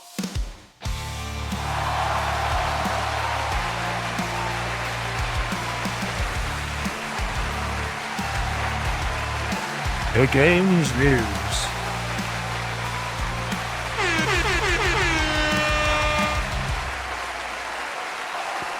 Okay, enough of that. Okay, so this is the game's news. And do I hear something? Is it me? Or is that something else? That might be me. That might be my connection. Let's see here. Could just be it's this connection. Let me check this out. Hold on 1 second, folks. Okay, you might not hear that. It's probably just coming because my headphones were a little bit out of my connection. I was hearing a little buzzing noise and that's just me on my side. Hopefully, fingers crossed. So Microsoft confirms Xbox Showcase. I was just talking about it. 2025 for June, plus Outer Worlds 2 Direct right after. So Xbox is going to have its Xbox Game Showcase 2025, as well as a nice big Outer Worlds 2 Direct right after. It's going to be normally it's happens around the other game showcase stuff from other developers and such, but they're doing it early this year. They're doing it really early. They're doing this on Sunday, June 8th. Which is 1 week before my vacation, or my planned vacation. I do plan on taking a vacation the next week after that, but this is being done the week prior, so we'll see. We'll see how I do that. I'm not putting in for my vacation until May, so this is supposed to happen on Sunday, June 8th, which I will cover. It's going to happen at 1 p.m. Eastern time, so for all you other people, I'm not going to say what they are, the times. So it starts at 1 p.m. Eastern, which is not bad. That's the afternoon. It's probably going to be like 2 to 3 hours. And then it's going to have the Outer Worlds 2 Direct, which is going to be another hour or so, probably 30 minutes to an hour or so, I would be guessing. So that's going to be interesting on all the upcoming games and stuff they're going to show. Hopefully, fingers crossed, the Asus Xbox ROG Ally. That's probably going to show what games are going to go to PlayStation or Nintendo Switch 2 and stuff like that, because I definitely can see that. So, yeah, it's gonna be live streamed. It's going to be video only, so we will know eventually how long the video is going to be. It's not going to be live or anything. They're not doing any it's going to be digital only. It's not going to be any theater experience or presentation this year. It's just going to be video out. Go watch it, have fun. It will have, they say it'll bring they're planning on bringing fans everything you'll need to know about what's next for Xbox, no matter where in the world you are watching. Going to be in addition to new incredible titles across Microsoft's first-party studios, in addition to new incredible titles from third-party partners across the globe, and maybe some surprises. I'm just putting that in there myself. So that's June 8th at 1 p.m. Eastern time. Cannot wait. Very excited to see what the next stuff is going on for Microsoft. or I should say Xbox, aka Microsoft, and see what they're going to bring to the table this year, because they've been knocking out of the park lately with all these amazing games coming out one after another each month. Close, I think, before. And it's like, ooh, look at all these games dropping on Game Pass and all these new titles and stuff. Woo-hoo. Lots of content. That's what we want, people. We want content, especially if you're a Game Pass subscriber like me and you got Game Pass Ultimate. Hey, I'm doing my money's worth, saving a fortune on games. Unlike if I'm going to get a Switch 2 and I'm going to be spending a fortune on those games. So rumors have been floating. So first tease of Microsoft's Xbox handheld is here. This has already been shown and talked about already before. I know I talked about it before, but there was a little video that Asus came out with about the future of Xbox and ROG Ally, and they were teasing a little video of showing how they're mashing a Xbox controller with a ROG Ally in this thing, and that's creating a new experience and stuff because they're working with Microsoft, with Xbox on the next rendition of some, which is a third-party hardware, Xbox experience, which hopefully it's going to be a really good experience. There's supposed to be an Xbox button on it. It's going to have a special version of Windows on there, I heard, where it's going to go right into the Xbox experience, because that's what you're going to want to do first, and you're going to be able to play a lot of games on this thing. It's going to be hopefully more powerful and all that. I'm hoping it's going to be everything I'm kind of wishing it will be. I don't want to get into too much of it until we get to the time when we do it. I already talked about what I wanted in my next Asus ROG Ally handheld, but that's going to be good. It's going to be really interesting what Asus and Microsoft are going to be working together with, because a more streamlined experience on the handheld itself, but just still be able to put PC games, I guess, on it and stuff, and other third-party storefronts on there as well. It's not just going to be Xbox lockdown, because this is just like a pre-prototype handheld console before Microsoft finishes working on or doing the real Xbox handheld console, because they said this is like the stepping stone. They just want to work with a third party right now to bring out something to see what they can create together first, and then when they're ready to bring out their next generation of handheld console down the road, they will do that down the road. So this is like the third party, like stepping stone onto what could be potentially the next true Xbox handheld down the road, if they decide to do it and not just go, hey, you know what, we're just going to stick with Asus, and we're just going to have Asus make our Xbox handhelds going forward, because why not? They know how to do it. They've been doing it for a little while now, and they've been pretty darn successful, so why not? I'm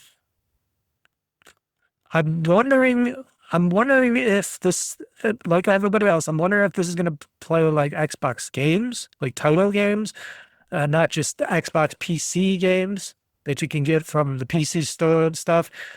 That would be an amazing thing for me. If they can, like, figure out a way, or if it's able to do a way, or find a way to let me play, like if I wanted to buy Assassin's Creed Shadows right now, and it's only for Xbox and and Xbox, PlayStation, and PC, which is the Ubisoft store PC. If I wanted to play with if I bought it on the Xbox and I wanted to play, because Ubisoft doesn't do the whole multi-platform thing with their games, at least not yet. Well, and I can buy it on Steam or something, but I can't get achievements for it. If I wanted to buy the Xbox version of that game and I wanted to play that game on my ROG Ally Xbox, I wonder if it could take that software and play it like an emulated type of thing, where it could play it on my ROG Ally Xbox. That's what I would want. I would want to be able to take any and all third-party games that Microsoft would have on their Xbox and be able to play them on their device, like a Nintendo Switch would do. So that would be pretty cool. And this next article that I was just talking about is talking about that right now, which Microsoft is trying, or Xbox, gotta keep saying Xbox, is trying very hard now to try to continue to expand Xbox Play Anywhere because they truly want to bridge the gap between PC, Xbox, PlayStation, Switch, whatever, and be able to play games, buy games once, play them on anything, especially with Game Pass and especially from their ecosystem. And I know it's going to be hard. It's going to be on a dev-to-dev basis because a lot of devs want to just sell multiple copies of the same game to multiple devices. And Microsoft wants you to be able to play everything anywhere because that's their whole thing. And that's how they get the hearts and minds of us, the gamers, because we're like, ooh, we could save a fortune because that's what I think as a Game Pass subscriber. I save a fortune. If I can play this on my Xbox, I can. I can play this on my PC, I can. If I want to play this on my laptop, I can. And I don't have to worry because it works on all three of those devices.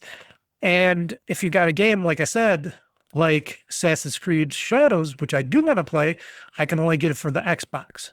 Because if I want to get it on PC, I'll have to go to a different store like Steam or something to get it because they don't sell it on the Xbox store. And even if I did get it on the Xbox store, they probably wouldn't cross-sell it. And a lot of developers do purchase and play anywhere because you got stuff like the Like a Dragon series, the Yakuza series right now, where they've been letting me buy it once and I can play it on my PC, Xbox, whatever. So I could play Like a Dragon, Pirate Yakuza Light anywhere I want. And that's a great thing.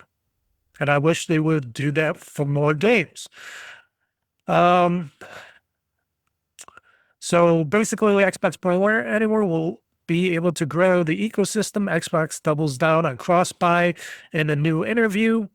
So in the interview, Angus Kim, head of strategic markets for Xbox platforms at Microsoft, was asked about their strategy in the Asian market and indie developers active in the region. So they're talking about stuff in that region, but this comes across globally too.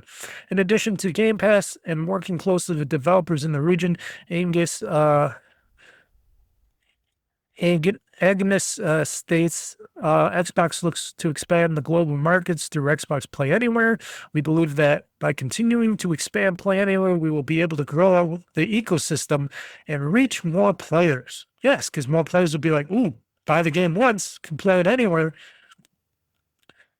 You know, that's going to be great for me because it saves me a bunch of money and I don't have to worry about playing on one device or on a single device. So Xbox Play Anywhere allows someone to purchase a digital Xbox game once and then play it on both their Xbox console or Windows PC with saves and achievements syncing between devices. It's a beautiful concept. I fully love it, and that's what I want to expand. Though this is an Xbox push, is looking to blur the boundaries of where games are traditionally played, with an Xbox Play Anywhere acting as a device to rather this trend without buying a game across multiple platforms. The question that is asked is what incentivizes developers to feature these options.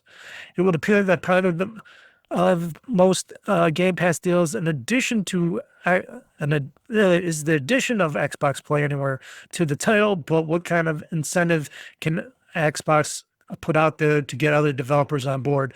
And I know, like I said, a lot of these developers probably, and a lot of free-to-play games employ this strategy as well. But a game like Assassin's Creed Shadows or Kingdom Come Deliverance 2 does not feature anything remotely close to Xbox Play Anywhere. And Microsoft does face that uphill battle when it comes to developers utilizing this feature over potentially getting players to double or triple dip if they want to use multiple platforms. And that's something Microsoft is, aka Xbox, is trying to do to see what they can do to incentivize these people to do something like this where you buy it once and you can play it anywhere. I would say, and I've been saying this for a lot of time, and I know people are indifferent and everybody's got a different opinion. I think should have these little microtransaction ecosystems where like, oh yeah, you buy this game once, you can play it anywhere, and then if you want to sell you story deals here, that you get money from that. If you want to buy extra items and goods and services, you can do that in the game and it transfers anywhere. That's what they should do. That's how these developers like, Ubisoft should try to get their money from doing stuff like that. And not everybody's going to buy stuff. Like, I'm not going to buy gold or anything to increase my wealth in an Assassin's Creed game or anything like that. But it incentivizes some players, like costumes, stuff like that, to purchase sometimes and give the developers more money. Or there should just be an acceptance that they're going to sell the game once anyways, and people would buy it and play it on whatever's. And it's pretty cool that Microsoft wants to take that farther, because they're saying their Xbox is anywhere and everywhere. And that's also the fact that, will Sony jump on board with that? Because Sony won't like that, because they'll be like, oh, we sell this game too. We don't want you to be able to play this game on our system through their system, because we're losing the sale off of that. Or Nintendo's saying that for some stuff, but it's a lot of stuff that they got to do to get through this and work this out with some companies. And I'm sure not every company is going to be on board. Like Take-Two, they're definitely not going to be on board, especially with Grand Theft Auto. No. Unless if Microsoft's willing to pay, a big bunch of cash to Take-Two to bring like Grand Theft Auto 6 or something to like Game Pass, like they did with GTA 5 and stuff, and be able to pay for wherever it is going and be able to pay them for that, because it's all about the money. Ultimately, it's all about the money. It's a business, and everybody wants their money at that. But I love Play Anywhere. I think it's a good feature that Microsoft / Xbox is doing, and it puts it out differently than the rest of the people out there. It takes it to another level, and it's a great value for people like me that want to save more money on my gaming. And then I'll go ahead and buy more games. If you offer that feature, I will go ahead and buy more games. If Assassin's Creed Shadows was one of these cross-play games, and I was able to buy it once, like for Xbox or something, and be able to play on my PC and Log Ally and get my achievements and stuff for it, I would have already bought it. I would have paid full price for Assassin's Creed Shadows instead of waiting for it to drop in price a little bit and then maybe using a gift card to pay for a little bit of it. Ubisoft, you would have had my full money. You would have had my full amount of money, but because I can't play on my Log Ally through Xbox, sure, I could buy it on Switch, Steam or something, but I don't want to. I want the achievements because I'm an achievement whore, and I want the cross-play saves and stuff, and I want to be able to play on my console and my PCs and stuff. If you would have given me that chance, sure, I would bought one copy of it, but you would have had my $70. Should, but they're not doing that. And that's something they got to figure out and learn, and maybe change up their business strategies a little bit and allow that or do that, and then more people would buy their stuff day one. I know I would, but I'm picky and choosy. And there's stuff I buy day one, and there's stuff I won't. And Game Pass Ultimate gives me a lot of games in my gaming catalog that I can play without having to pay for, and I can play them on anything. Simple as that. Choice. Give your gamers a lot of choice, they will come and buy. You don't, you'll get some sales, but you won't get them all. Quick story, I'm not going to even talk about this too much. Amazon's live-action Tomb Raider show, which I forgot about. Did anybody know about that? I know they're supposed to be working on a new Tomb Raider game. I didn't know, and I thought they were supposed to do a movie, a Tomb Raider movie, a new Tomb Raider movie was in the works, but didn't hear nothing about it. But Tomb Raider show? Was there supposed to be a show? I know there was an animated series, which was kind of on Netflix, but apparently Amazon was doing a live-action Tomb Raider show from Fleabag's Phoebe Waller-Bridges as, I guess, basically dead. And I guess, what's her name? Let's see here. And I guess that Jennifer Salke, I don't know who she is. She was the head of Amazon Studios, who greenlit the show, was booted from the position as well. So she's gone. Because there was never a script. There was never anything else. And they gave They gave Waller Bridge had allegedly not. Waller Bridge had allegedly never produced a script despite getting $20 million a year deal she signed in 2019. So she was going $20 million a year to do a script for this since 2019 and never did one, never produced one. That's a lot of money for a script for a Tomb Raider show. And never got greenlit. Sophie Turner from Game of Thrones was supposed to star in it, I guess. I thought she was the movie, though. So now they're saying it's a TV show series. It was supposed to be a TV show, but I thought it was supposed to be a movie. And Sophie Turner was supposed to be the character, but she's dropped out because her schedule is getting tight. I guess it's because she might be going back to doing, I don't know. I'm just guessing here. Maybe she might be going back to the whole Avengers thing, Marvel X-Men thing, because she was what's her name? She was what's her name? Not Storm. Hold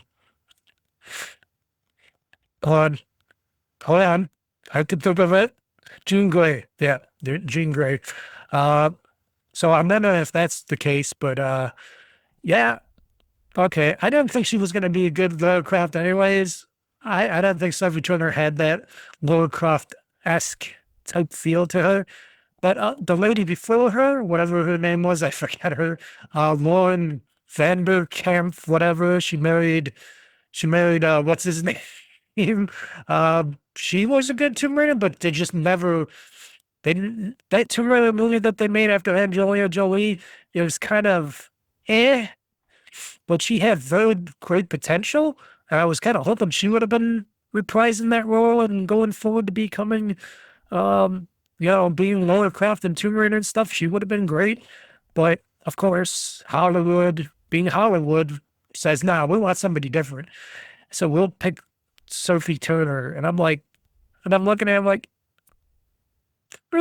yeah, she's hot and all, but she's got too much attitude, and I hear she's got issues behind the scenes and stuff, and I'm like, nah, let her stick with X-Men and some other movies and stuff, but I don't know about that.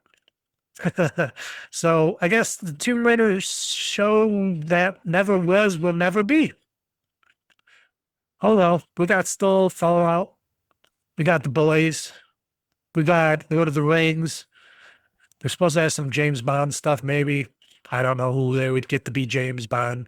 Didn't they say about a new James Bond or no? I don't know. Should be a female Bond or something. I don't know. I hear that Amazon is taking more control over James Bond. I know that for a fact, but who knows where that stuff goes. To me, Amazon been doing okay with some of those properties, like Fallout. They did great with. I think they did great with the Lord of the Rings. I know a lot of people didn't like the second season of the Lord of the Rings, but I thought it was good. I don't know why people were complaining. I thought it was very good. I think it was straightforward, and I think they did an excellent job on all the effects and stuff. I think they did an excellent job, and people were like poo-pooing it, and I'm like, what do you expect, people? They're spending millions of dollars on this stuff, and you guys are like, people get too into that stuff. And I'm big into my franchises and games and stuff, but come on, people. Don't let that get to you. And another quick survey, which I'm not going to get into. Playing video games has an unexpected effect on kids' IQ, study finds, in a good way.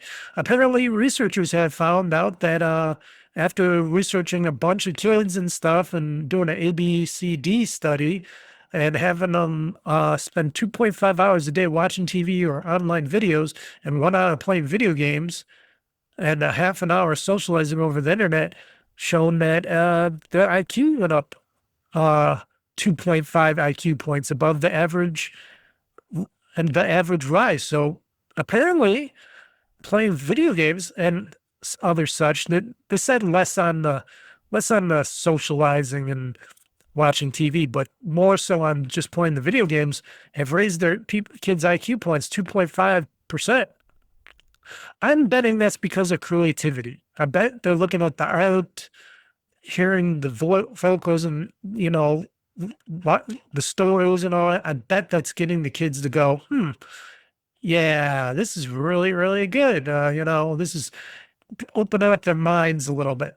That's just me saying that, but here's the thing: when old people say, "Hey, gaming, that's bad for you kids. TV's bad for you kids," and stuff, be like, "Hey, Gramps, look at this. Look at this study. This kid got IQ points have went up 2.5% from playing these video games. Plus their hand-eye coordination, plus the art and the storytelling that they get out of this stuff. I think it's worth it." No, it's not. You know, we got these naysayers that says, "Oh, it just causes kids to cause trouble and shoot up schools and stuff." If that was really always a thing, then they would be doing it forever for movies, stuff like that. And here's the other thing: parents got to parent more. If parents parented more, less of this shit would be happening in schools and stuff like that anyway. So parents, parent your kids. Stop letting the boob tube and stuff do it, even though, shit, I was parented by the boob tube in video games, and that turned out just fine. I'm not shooting up anybody or blowing things up, except in the video game. And the final news story that it just came to my lap this morning when I was looking at it up on the toilet, when I was reading my phone on the toilet like a normal American does. You can now run Doom on this $666 collector's edition box of Doom. So Limited Run Games has announced a new collector's edition of the iconic first-person shooter that ships in a box that itself can play Doom with a built-in screen. Hold on.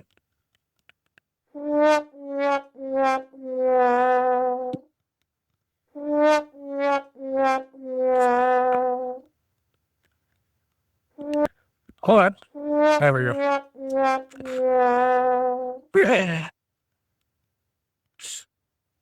So I get the price. The price is a joke, but the price is real. But the prices are real, but for a joke real. Two, so, okay, the whole notion that you could play Doom anywhere, like they have the whole joke of, oh, you can buy Skyrim everywhere. They put Skyrim on everything. The other joke in the video game industry is, oh, you can play Doom anywhere. We got Doom running on this watch. We got Doom running on this thermostat. We got Doom running on this, that, this pocket calculator, this little note stamp, this little thing, this pregnancy test we got Doom running on. That's been a running joke forever. Now they're like, hey, we're making a collector's edition. Guess what we're putting in the box? We're putting in the circuit board, and we're putting in a little monitor in there, a little LCD monitor, and probably a shitty speaker and shitty buttons, and you can play Doom on this box. Probably made via a Raspberry Pi or something, definitely. So we made this whole box, that we're spending all this money to make this box for Doom, the Doom games, and you'll be able to play these Doom games on a box. And people will buy this thing. Now, note, if I had lots of wasted money to burn, I'd probably buy this too. I'm not going to lie. So Doom Plus, okay, so the Doom Plus 2, wait, the Doom Plus Doom 2 will run edition available on Switch, Xbox, PlayStation 5, and PC versions, will be available for pre-order starting, well, it's already started. Or wait, has it? No, it will be starting on Friday, April 18, 2025 at 10 a.m. Eastern time. So it's coming up. It's being limited to just 666 units. So these are very limited. So there's only going to be 666 units of this. Get this whole 666 thing. And naturally, the prices of these units, which, okay, that justifies this price, $666.66. Which is a joke price, but they're making it real because these are very, very limited, and only people that want to waste a ton of money that are true collectors. Now, no, if I had the money to waste, I would waste $666.66 on this edition. But that's crazy for this special edition. When asked if the steep but fitting price tag would be affected by tariffs, this Alex Very of Limited Run Games spokesperson stated to The Verge in an email that I do not believe there are any plans at this time to change the pricing due to tariffs. There are no tariffs for this right now. So either a $29 or $30 edition, standard edition, and a $100 Big Boss edition will also be available. The Limited Run edition includes an assortment of extra games, levels, gameplay upgrades, and add-ons that can justify the expensive collection for the Doom's biggest fans. But it's the other accessories that will be its biggest selling point. So there's more stuff than just the box that plays the Doom games. There's this handheld Cackle Demon that supposedly can play Doom on it. So in addition to Doom playing box, well, the Red Edition includes 4 hours of the game's soundtrack and 4 cassette tapes. You heard right, people. Cassette tapes. Hopefully you got a cassette player somewhere. Despite audio CDs existing long before the original Doom launched, a 3-inch Cackle Demon figure that floats atop a magnetic base, which also plays Doom on it, and a pack of random training cards, okay. But the piece de resistance is a Doom playing handheld shaped like a Cackle Demon with several, also there's a Cackle Demon figure that floats on that magnetic base, okay. And then there's another Cackle Demon handheld shaped like a Cackle Demon with several of its teeth doubling as controller beds. Let's hope Limited Run Games decides to sell that one on its own one day. Yeah, I would love that. I'd buy that. On the other games side of things, the Will It Run edition includes Doom 2, TNT Evolution, the Plutonia Experiment, Master Levels for Doom 2, No Rest for the Living, Sigil and Sigil 2, Sigil or Sigil 2, is that what they're called? A new deathmatch pack with 25 maps, and Legendary of Rust, which was released just last year. The game also features enhancements such as alternative soundtracks, upgraded visuals, modern controller support with gyroscopic aiming, new accessibility options, and 8 new transitions, including Korean, simplified, and traditional Chinese, Portuguese, and Polish. Okay, so there's going to be 666 of these Will It Play editions, collector's editions, and it's $666.66. Or you could buy the cheaper editions for $30 or $100. And I bet this will be sold out in 1 second. There will not be any hesitation for people to waste every single penny on this edition, on this Doom edition. And you know what? That says stuff, people. That says that really people should not care about pricing, because if people are willing to spend $666.66 on something like this, you can buy your Switch 2s at $450. You can buy the America Worlds at $80. You can practically pay for all those extra tariff fees down the road for all your other stuff, and you should not complain, because with fools like this that come out, why should anybody be crying and complaining? And as I said, I am ending this podcast because this podcast has run long enough. I got to edit this. I got to get this all up and ready and ready to go to be posted for tomorrow, which is today as you're watching or listening to this. Holy cow. People waste a lot of money. I know, I'm glad of them. I'm not going to lie. I'm done of them. I just purchased some, but I purchased some good stuff too.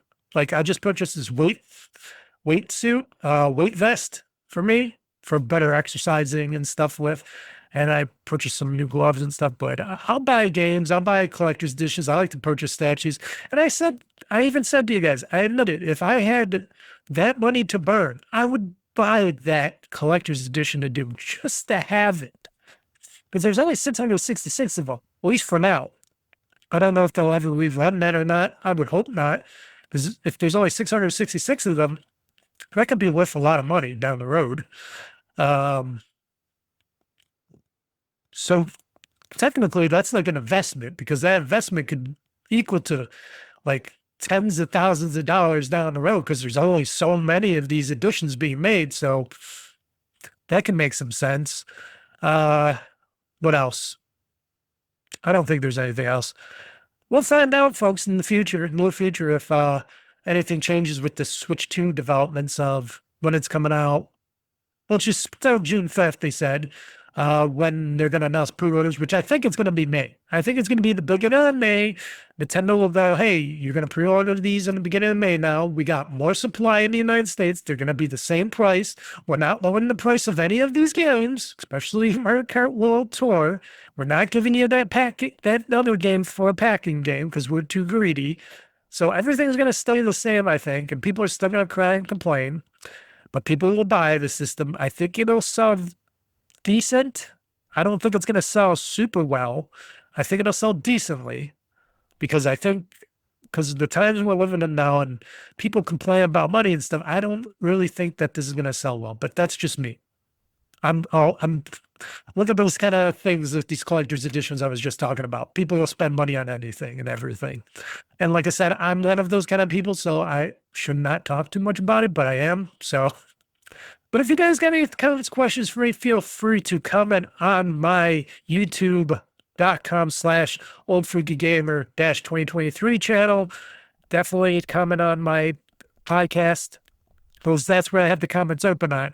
I have my comments open on the GamezAttack podcast on YouTube all the time, so you could comment, questions, whatever. That's the easiest way. I'll look at them. I'll answer back. If you want to email me any comments or questions, email me at OldFreakyGamer@gmail.com. Definitely subscribe to my YouTube channel, OldFreakyGamer on YouTube. Hey, it's not like I get paid for anything, but hey, you might want to see some new videos that I do, and I appreciate it. More of the people that know about it, more people that are interested in my videos and podcasts and stuff, the more I feel happy, because then I know people like video games and good entertainment and stuff. And I hope I provide good entertainment, because I love doing it. And I'm going to continue to do it until I'm dead. That's what I keep saying. And on top of that, go to my website at OldFreakyGamer.com, which I host all the podcasts at, which you can download on any of your podcast players and apps and whatever can play MP3s. You can even download it and listen to it on your computer, or port it to things that play MP3s, but you can't get them on the internet. You can do it there, rip CDs, whatever you want to do with that. Fine. It's all free. It's all free. All the videos, all the stuff I do, free.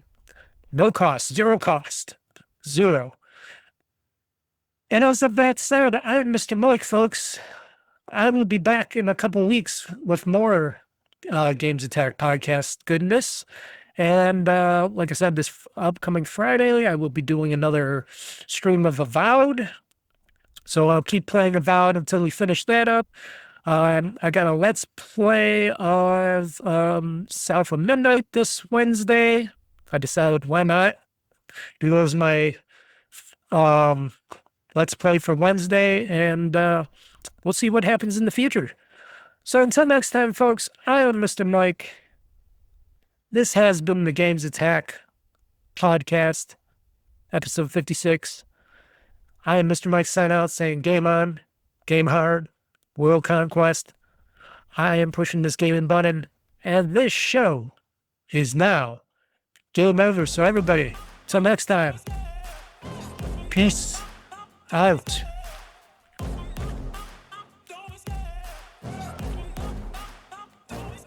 I love the chase and the hunt, and I set the pace when I'm running. I always take what I want, and I always give it 100. Don't need a bank, no, I'm funded. Play the game like it's nothing. I'm always thankful for something. Don't take for granted, stay humble. Now wake up!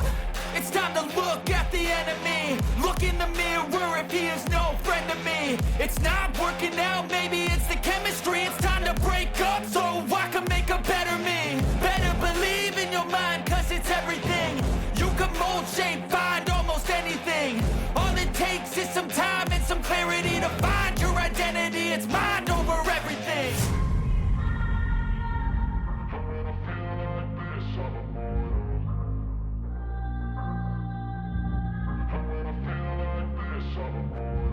And when I feel like this, I'm immortal. When I feel like this, I'm immortal. When I feel like this, I'm immortal. When I feel like this, I'm immortal. Don't be scared. Just level up, don't be scared.